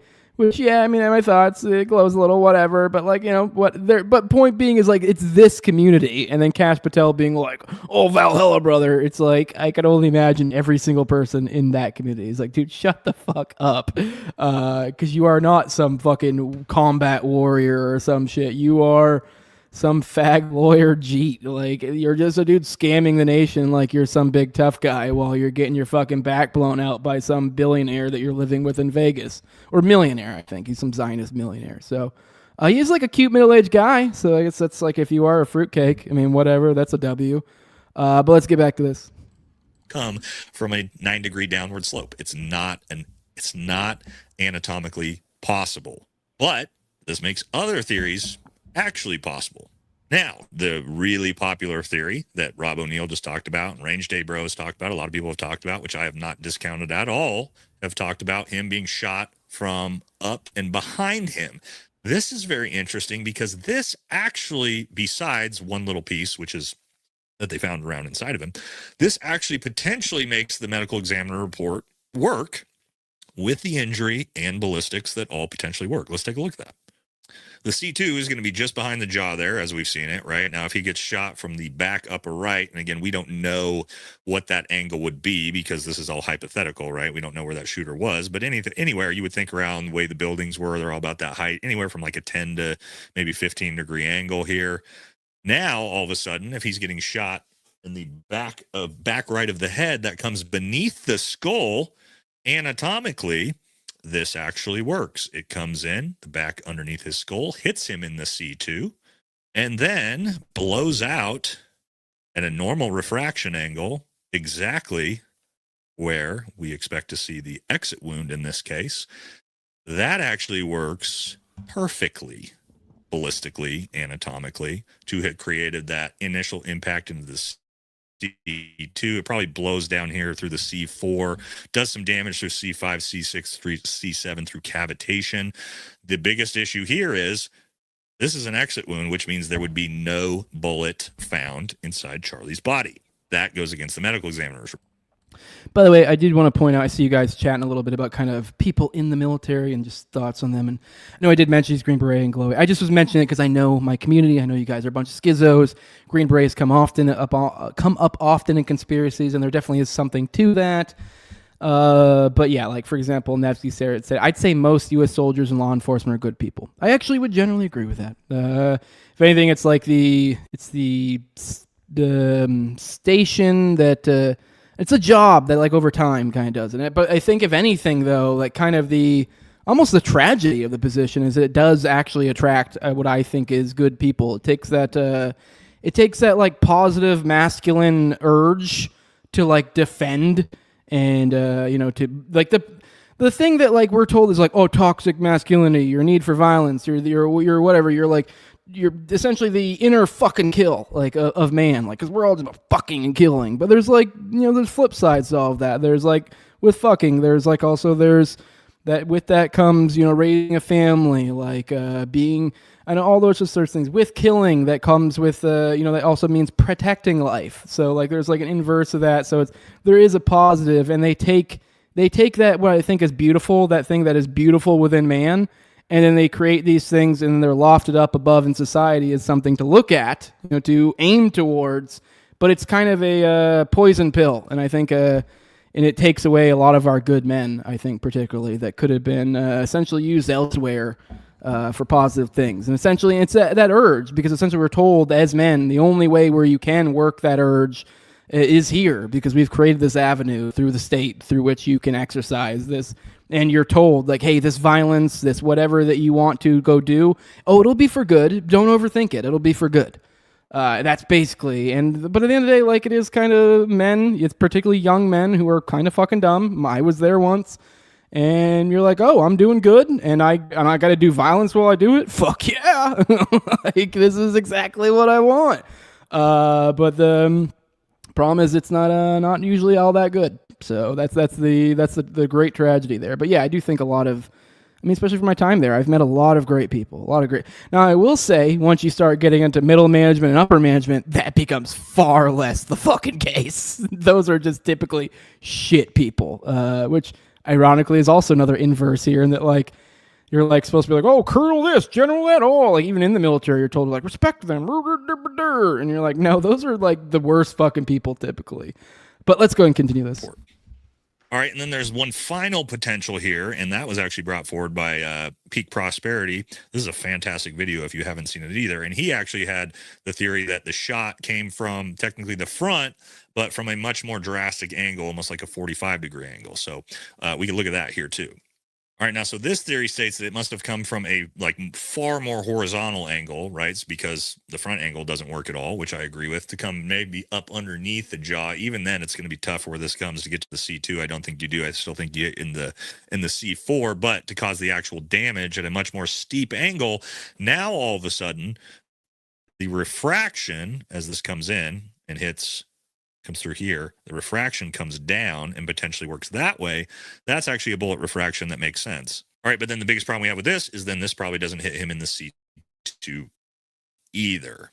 So where are we left? What's the problem? Well, the problem is that the official narrative with Tyler Robinson, where he took the shot from the angle he took the shot, like I told you at the start of the video, with the type of weapon that he used, is not possible and does not match the medical examiner's report anatomically or mathematically. It's just, it doesn't work. So you have to then either say the medical examiner's report can't be right or Tyler Robinson isn't the shooter. These things cannot be true at the same time as far as we're sort of understanding it with science and math and physics. So what's the real story? We don't know. We don't know, guys. There's some very compelling things with a lot of different theories. But again, if I'll just say this to wrap the video up, if the prosecution thinks it is going to, unless they have some crazy evidence we don't have, but let's say this medical examiner's report is true and they're going to go with the official narrative. They walk into that courtroom against the Menendez brothers legal team, one of the best legal teams they could put together, and you walk in there with some stuff an 8th grader can disprove through basic math and a protractor. Good luck. Yeah, which that's another thing. I've heard that being floated around. I haven't dug into that specifically. That apparently this family has hired the Menendez brothers lawyers, the ones who did that. So some like high-powered lawyers, which I feel like that would might throw some gum in the works of some I don't know, the establishment vibes being thrown out. The Posos of the world, like, oh, I saw a leftist shoot Charlie Kirk. I think that could possibly throw a little bit of a wrench into that because a lot of that's held up on this like stupid bullet point checklist. A lot of them put together, he confessed to this person. He confessed that he did this, he did that. Like all these like super stupid little like things we got from the Fed here, from the Fed there, of all these dubious things that we were making fun of throughout. They kind of took the establishment retard take on every one of them and then kind of stretched them to be like, well, that counts as a check in that box. I guess that's like sort of like a confession, even though it was like, I don't even know where the fuck that source is. And it's just like, people always bring up that supposedly the dad turned him in, but it's like, what is even the source on that? I don't know what the source on that is. Like, but now we're also supposedly simultaneously, he's got the Menendez brothers lawyer, like some high-powered lawyer, and then at the same time, his dad's the one who turned him in. I'm missing, I feel like we're missing important context here that's almost intentionally being tried to breeze over so as to be able to get the effects of said deep event in, and it just doesn't seem to be working. But anyways, my point being is that they're hiring high-powered lawyers seems to fly in the face already of some of the supposed pre-established facts, of which I don't even think are pre-established. Like, really think about a lot of the stuff we supposedly know in this case, and if you start thinking, like, what's the original source on this?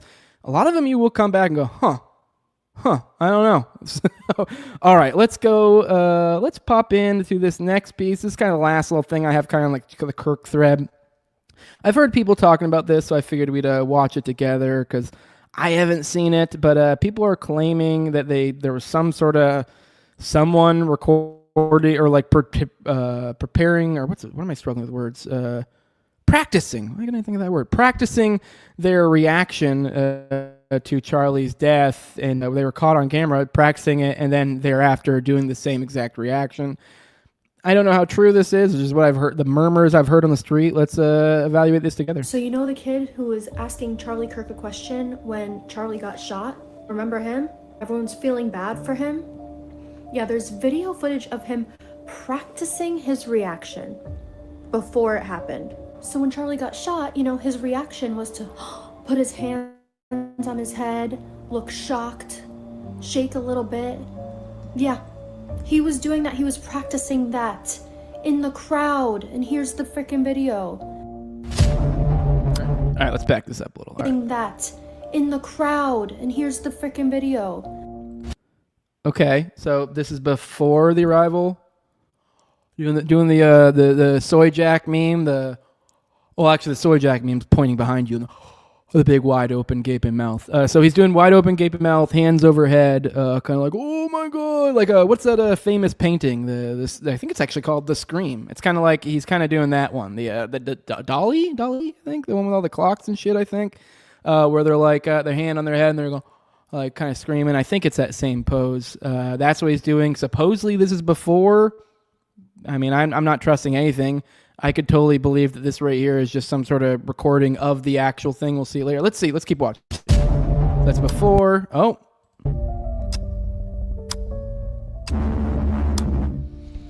And then, okay, now watch again.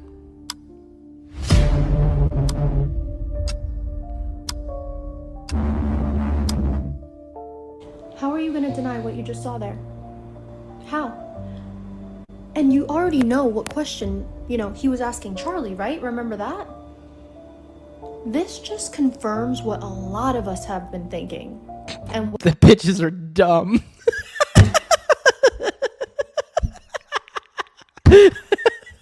Okay, no, to be fair. To be completely fair to this broad. To be completely fair to this broad, she could be 100% correct. Could be 1,000% correct. This could have been we got them all prepared. But this is nothing. This is nothing. Nothing at all. He had a similar, okay, we have this.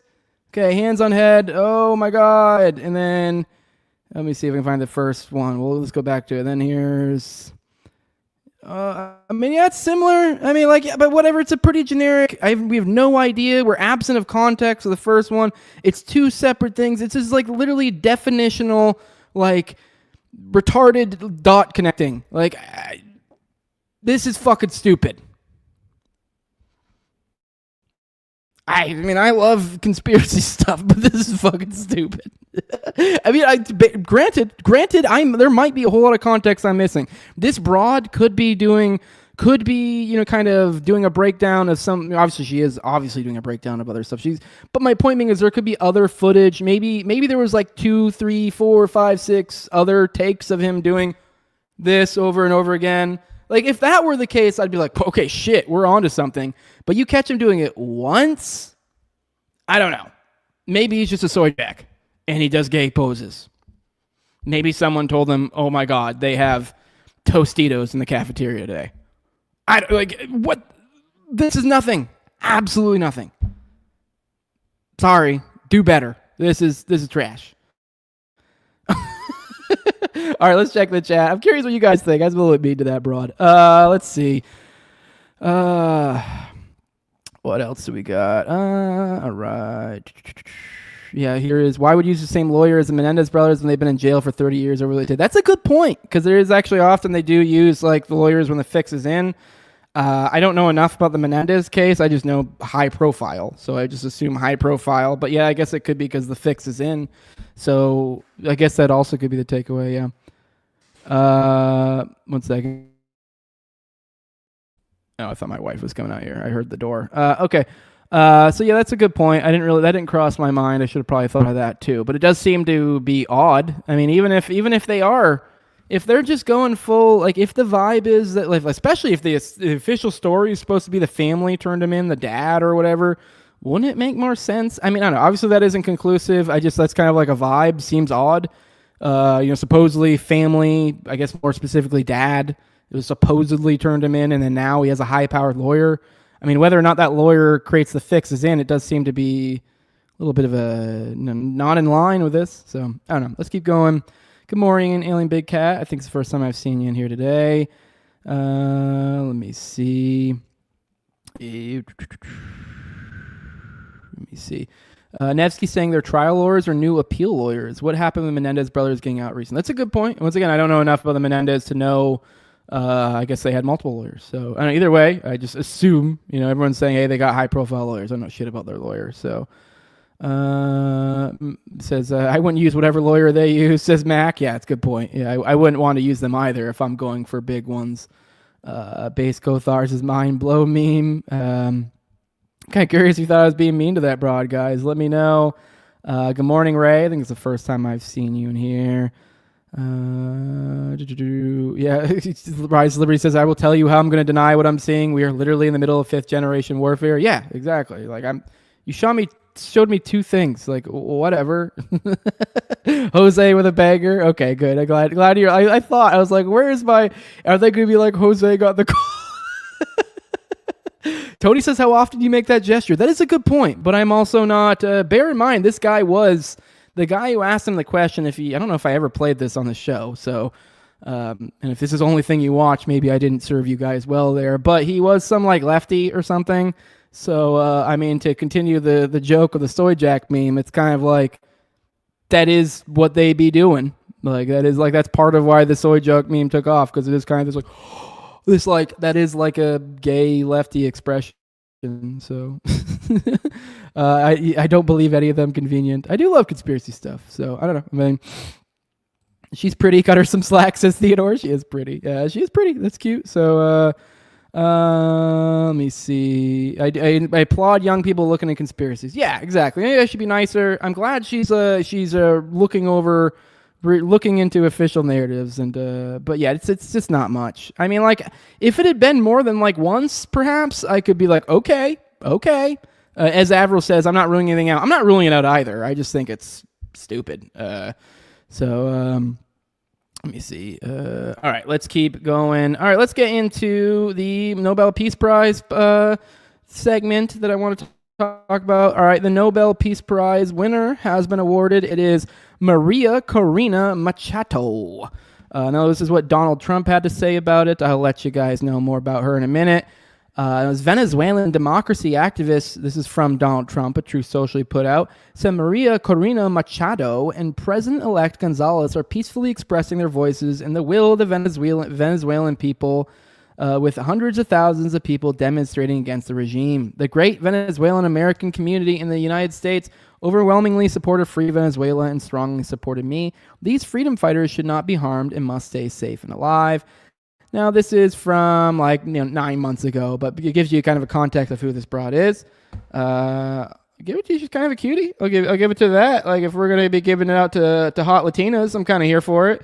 Although on the left one, she is kind of doing the soy jack pose, which is kind of funny. But yes, this is some Venezuelan broad who's kind of, I don't know, damn thing about this chick. But I don't know. I'm detecting a glow. Let's see what Max Blumenthal has to say.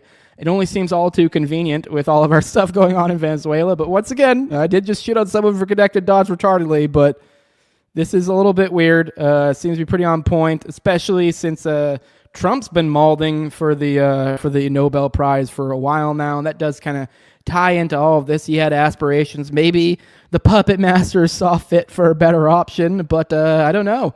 It seems to be at least in line. But here's what Max Blumenthal has to say. It says the Nobel Committee has decided to make the case for Trump's war on Venezuela, giving its Peace Prize to Maria Corina Machado, a U.S. government-funded regime change activist who's helped lead failed military coups, violent street riots, and has likely promised her country's oil and mineral wealth to a consortium of MAGA-aligned billionaires in exchange for financing her political arsonism. This icon of peace has even appealed to Benjamin Netanyahu to help her lead a military invasion of Venezuela. Which only all too perfect right now. This is almost better for Trump than for what he wants right now than giving him the prize. But let's keep going. Maria Corina Machado is a marionette for Marco Rubio, a creation of the CIA-sponsored Gusano industrial complex that has brought violent terror and siege to any Latin American country, defying the Washington consensus of privatization and austerity, and a would-be Pinochet in a skirt. That would be a hot Pinochet. Machado has spent years lobbying for U.S. and EU starvation sanctions on her own country, resulting in waves of migration to the U.S., fueling the nativist resentment that gave rise to Trump. When Trump shipped Venezuelan migrants to a torture camp in El Salvador this year, Machado predictably sided with Trump, the main sponsor of her putschist career, over her countrymen. Giving the Nobel to Machado is a green light for regime change war on Venezuela and then Cuba. But the decision is consistent with the committee's role as a soft power instrument of Western empire. Just recall its award to Obama at the beginning of his first term, granting him infinite legitimacy in advance of his destruction of Libya, escalation of wars in Iraq and Afghanistan, and facilitation of Gaza's decimation. Given that nothing has happened in Machado's career without the support and guidance of Washington, the committee's decision must be seen as a result of another Western op, a coup in Oslo to pave the way for one in Caracas. I will say they should fire whoever did the Nobel thing, because she looked a lot cuter in those other ones, and she looks like evil here. I don't really know what to say other than she just disturbing. This is not a This does not bring me joy, this photo at all. A little freaky. But all right. What do we know about the supposed head of the Nobel Peace Prize Committee? Let's see. Let's get in on this. Ah, dang it. Sorry. I had it all set up perfectly, and then StreamYard screwed it up to where it was going to have a good little drop perfectly timed. Damn it. Give me a second. Got to fix my whole thingamajig. All right. 1 second. Of course, StreamYard pooped the bed. All right. Just pretend I had a perfect little segue there, and it was like time drop here. What do we know about the head of the Nobel Peace Prize? I once met the head of the Nobel Peace Prize Committee at Jeffrey Epstein's house. Why was he there? Was he there to raise money for the Nobel Prize Committee? I literally don't know. And that was often the case at Jeffrey Epstein's house. You would meet these people and you think, what are they doing there? What is going on? Michael Wolff. Well, we also talked about Candace a little bit today. Let's see what she has to say about Trump's aspirations for the Nobel Peace Prize. And I think this might be just might be why the powers that be decided otherwise than granting this over to Trump. So go ahead and watch this. Of course, the audio pooped the bed. Give me a second. It did it again. 1 second. You got to be kidding me.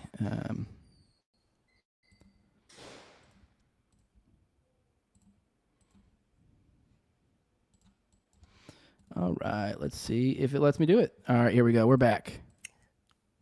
And Trump wants a Nobel Peace Prize, by the way, for the planned ethnic cleansing so that they could profit on the land and turn it into a beach town. So let me say this. This is our never again, okay? This is a Holocaust. A Holocaust just happened. A real Holocaust just happened. We will never forget this. You need to tell your children what happened in Gaza. You need to tell them exactly who did it, exactly whose families were involved in this. And when you hear in the future somebody tell you, like, we're going to Gaza Beach for a vacation, you need to look at them like they are the absolute vermin of our society, because they are. They are. Their children will be cursed, okay? If you go and you play in the sand where you know that your forefathers planned to mass murder children, you will be cursed. Every person who steps foot on that, every family that is set to inherit what they did, they will be cursed. Your children's children. All right. Well, the last 30 seconds is her just kind of going on about like how a curse be upon you if you people go there, which, okay, I think might be something to that. I mean, I wouldn't want to go to Gaza for vacation. That does seem pretty damn evil. So I guess to some extent, yeah, maybe there's something there. Obviously, yeah, it is. We're getting this whole peace plan stuff, and I don't know if it felt like, the empire was ready to hand him a Nobel Peace Prize, and maybe, just maybe, there was one of the directors of this world thought otherwise, perhaps. I don't know. But if we're talking about him in a theoretical peace prize, let's look at what he's been doing domestically. Here is old Bondi trying to be a tough lady. Talking about Antifa. I haven't watched this yet. I'm curious to see what she has to say. Antifa beats journalists. Antifa attacks our... Okay, but tell me why I shouldn't like them. Police stations. They attack our... Okay, anyways, okay, going on. Courthouses. I'm not seeing that... Okay, obviously I'm being silly a little bit. Obviously I'm not saying attack those people. It's a joke. They dox our law enforcement officers. No more. They are a terrorist group, and we are coming after them. We are here at the White House today to unmask Antifa, to follow the money all the way to the top. If you want to get to the bottom of who is fomenting this chaos and violence in our country, you must follow the money. I was a mainstream reporter in Seattle for 10 years before I quit mainstream media, in part due to its refusal to acknowledge the dangers of Antifa and radical left-wing violence. Part of the problem that we have is that a lot of people refuse to believe that Antifa is real. It is just a made-up thing, but I have seen them.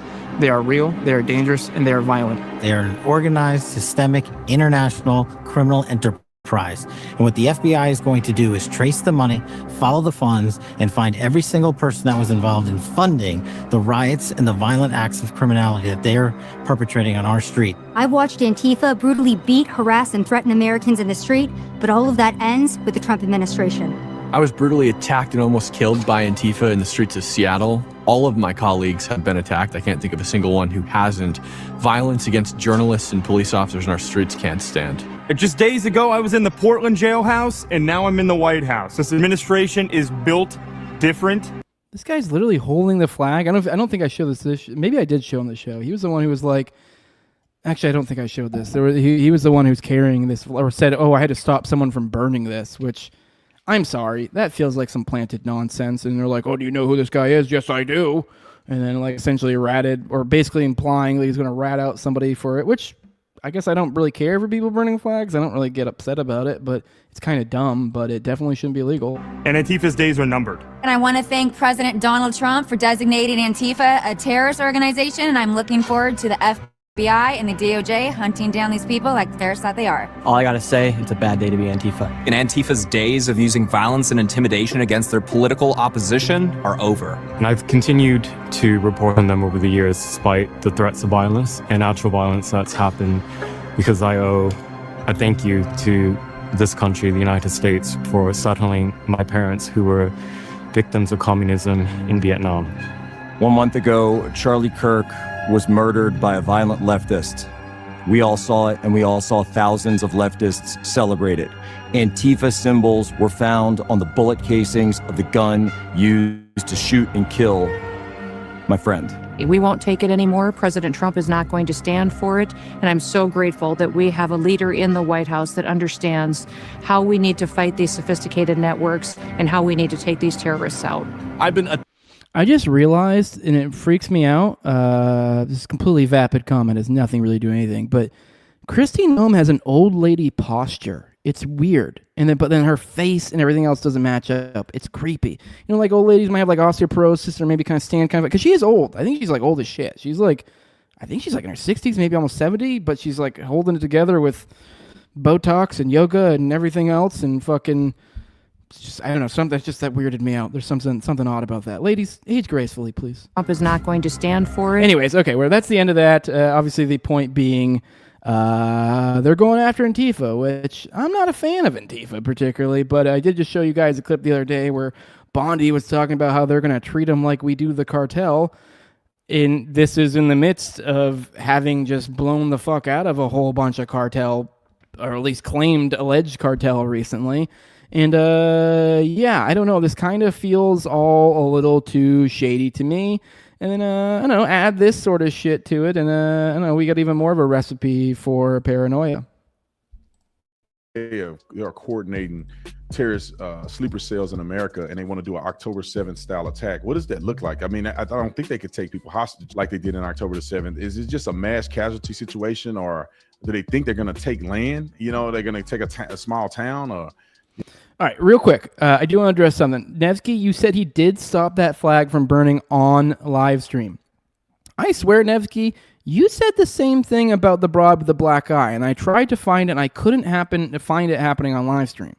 I did find her on the day of, taking like a picture of it or something, but I couldn't find the live stream. Not saying you're a liar, or maybe I even misunderstood you, or maybe you weren't sure. Whatever. I'm just curious. If you do have that, tag me, because I'd be interested. Because Monday or whenever I do this next, I will be like, oh shit, hey, here he was. Because I'm just saying it feels like some sort of theater nonsense. Literally, he's still holding the flag. Like, come on, dude. Like, what the fuck? And then this whole like display of essentially ratting people out for it. They shouldn't be doing that. That's illegal. But yeah, if there's a flag there, if you can find that, then let me know. Not that I guess it matters too much, but. All right, let's get back to this. You know, what do you think that's all about? So what we've seen, at least with the plotting, I'd say there's three pieces. One's a large aviation plot again, and that they're just going to do suicide bombers on planes and drop them down, and that's for mass casualty. The goal is to kill 4,000 people. Then they want something like you said about almost a hostage and hold ground. That seems to be some sort of assault or attack on Washington, D.C., because they want to cripple the federal government's response. And then the last piece, they are going to go into our communities, unfortunately, like it was for October 7th. ISIS is leading that piece, and how they trained is in 5 to 10 man kind of urban assault teams, and they're going to attack like churches, supermarkets, hospitals, And they're going to do multiple locations at a time. So that'll be very difficult for law enforcement. And they're also going to either target law enforcement or look like law enforcement to fool civilians, which they also did that. All right, I'm over this. I can't deal with it. She's so fucking stupid. At least it's like, this is kind of, I guess, more Josh Hammer territory. I've never tried to like dig through her metrics or anything. I just never cared enough. I don't know. I struggle to believe anyone actually gives a shit what she has to say. But either way, if you're someone who likes to read the schizo tea leaves, here's this abroad calling this out. And she's been saying this for a long time, though. But, you know, the more time goes on, the more it's like, you know, like someone said the other day, asking me, like, do we think we're at the point where they're, you know, the Jays are going to start threatening nukes or something? You're like, no. But influencers, you know, doing, you know, just kind of, I don't know, their necks just be doing that and stuff. Yeah. And then, I don't know, on the sliding scale of violence, I mean, this would probably be the next one on the list, unfortunately. All right. Not going to take the time to pop the chat because I do need to knock this one out quick because I need to get out of here. And the last segment is kind of a quick one anyways. New convicted, or not new, I'm retarded. The way that I read that tweet weird, because it said, you know, light new, kind of like breaking, and so I read new convicted. I'm retarded. Convicted sex trafficker Ghislaine Maxwell has been scheduled to testify before Congress after appeal was denied. Now maybe I'm connecting dots that shouldn't, but I did I think it was yesterday we talked about how there's all sorts of murmurs about there's this huge bombshells and a bunch of Republicans are getting ready to turn on Trump. Is that the case? I don't know.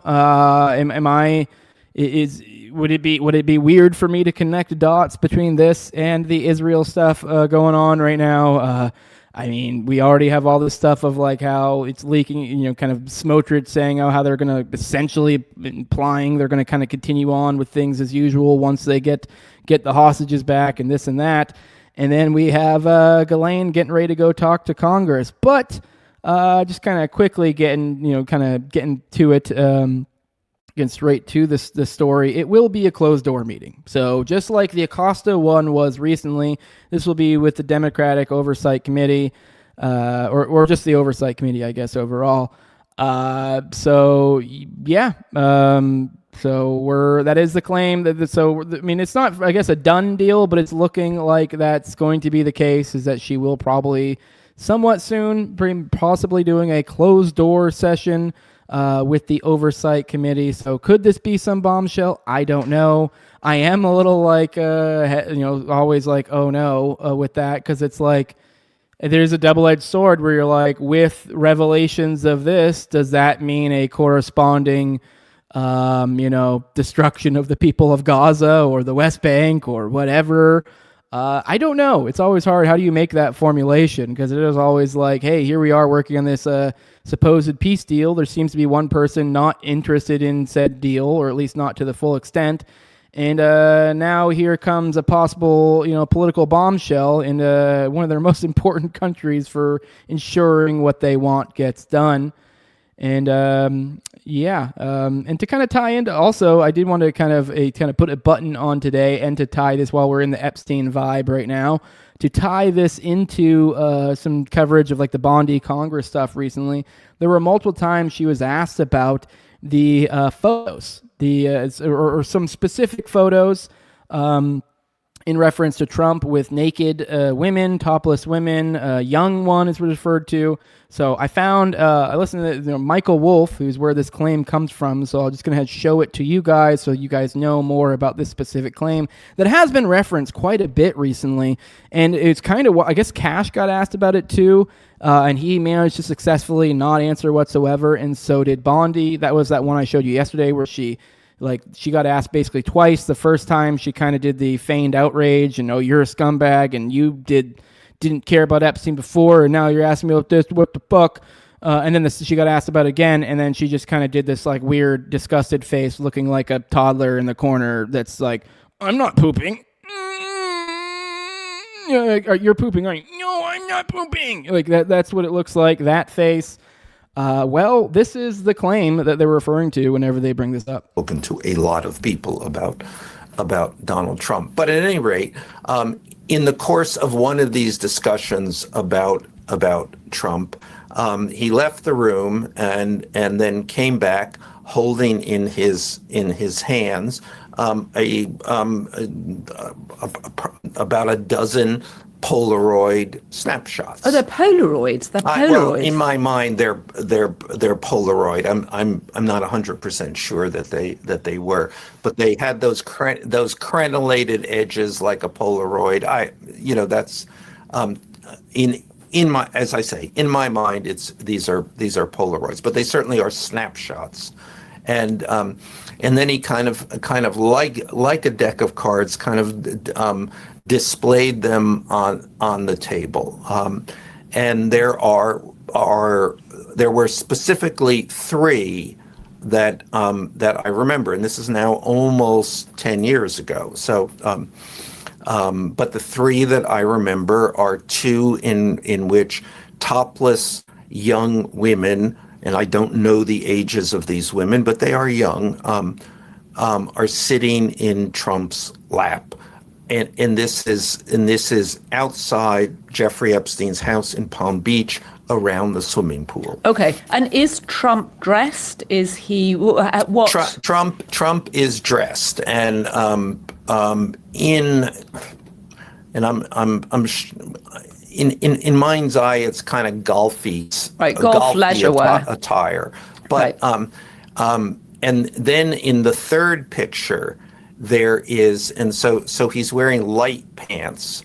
There is or tannish pants, and there's a stain on the front of his trousers, and the girls, four or five, as I remember, are pointing at the stain and laughing. And that is what all right, so that's the crux of all of it. That is the claim they're referring to, this Michael Wolff claim, where surrounded by half-naked women. Now, they do say young women, and so I think there is kind of an implication, but they don't know. But now, I guess kind of the key thing, I think, where it becomes interesting, you can check out this whole interview if you'd like. This is, what is it, over on Daily Beast? You can see it right there if you want to go look. I've seen Epstein pics of Trump's topless girls, Michael Wolff. But yeah, I've seen this claim before. Sorry, my wife's messaging me in the other one. I'm okay. Sorry. I'm all, dang it. My wife's like, hurry up. Almost done. 1 second. Messaging her back. Anyways, dang it. She threw off my line of thinking. Where was I at? So unprofessional. Sorry. See, she's literally holding me up. Damn it. I lost my train of thought. Oh, Michael Wolff, topless girls. Okay. Now, where it becomes, I think, why perhaps it's significant, obviously people jump to like, oh, they might be young because they referred to the ages are unknown. But apparently the weird thing about it is the manner in which it is referred to be presented. Essentially, this is a thing that Epstein proudly flaunts about. It's almost like a thing he shows. Now, I have no idea if any of these people are children or anything like that, but this is something he's proud of. He keeps in a safe. He brings like kind of like a deck of cards. Like here, it's this whole, and apparently I think Wolff kind of is alluding to other people's have claimed such thing. Now, that is kind of part of why I actually wanted to mention this to you, to kind of hone in on something. Because he did kind of allude to other people, but now I think that other people knowing it is actually also additionally held up on Michael Wolff, who apparently the deal with Michael Wolff is I think he was contracted by Epstein or something to write a book. Now, I think Epstein's dead, so I think he might be able to release this stuff. Anyways, well, that's a whole other dive, but with this specific photo, I don't know if I've said in this show or perhaps I at least thought otherwise. I was under the impression there was more to the claim than just Michael Wolff, so I actually wanted to take a time to hone in on that. I had in my head conflated this with a suit from a young girl. I actually asked Grok about this, and so I said, weren't these photos, because I asked him, okay, where are the other sources? Couldn't find the other sources, so let me know if there are other sources on this, but I think it might just be Michael Wolff. And then so I asked this, weren't these photos referenced in a suit by an anonymous young girl against Trump? If I recall correctly, that may have been a joint suit against Trump and Epstein. And then what it told me is no, the specific photos described by Michael Wolff are not referenced in any lawsuit against Trump, including the 2016 civil suit filed by an anonymous plaintiff using the pseudonym Katie Johnson. That lawsuit filed jointly against Trump and Epstein in federal court alleged in 1994 when the plaintiff was 13 years old. She was raped and sexually assaulted by both men at parties held at Epstein's New York City residence. The complaint detailed claims of forcible rape, sexual misconduct, assault, battery, threats of physical harm to the plaintiff and her family, false imprisonment, and emotional distress. It referenced verbal threats from both defendants to keep silent. I'm sorry, I'm not gonna do. All right, all right. Sorry, it's worded weird. All right, supporting declarations from the plaintiff, a witness employee of Epstein, and a childhood friend corroborated the allegations, which these are all does as well. So I don't know. I don't know enough about the legal process to know if that means anything, because I assume they had to go through some sort of process to get this. I mean, I don't know. Anyways, to me, it means nothing basically, other than there are claims out there. Corroborated the allegations of assaults and threats, but made no mention of photos, videos, recordings, Polaroids, or any other visual or compromising material involving Trump with young women or girls. The case was voluntarily dismissed in November 2016 without precedent shortly before a scheduled status conference, and the plaintiff has not been heard from publicly since. No evidence, including photos, was presented in court, and the allegations remain unproven. All right. Anyways, that's that, guys. I got to get out of here. Make sure to leave a like, share, subscribe, comment, leave a 5-star review, all that stuff. We're out of here. You guys know the deal. Bye-bye. No outro today. See ya. I'm out.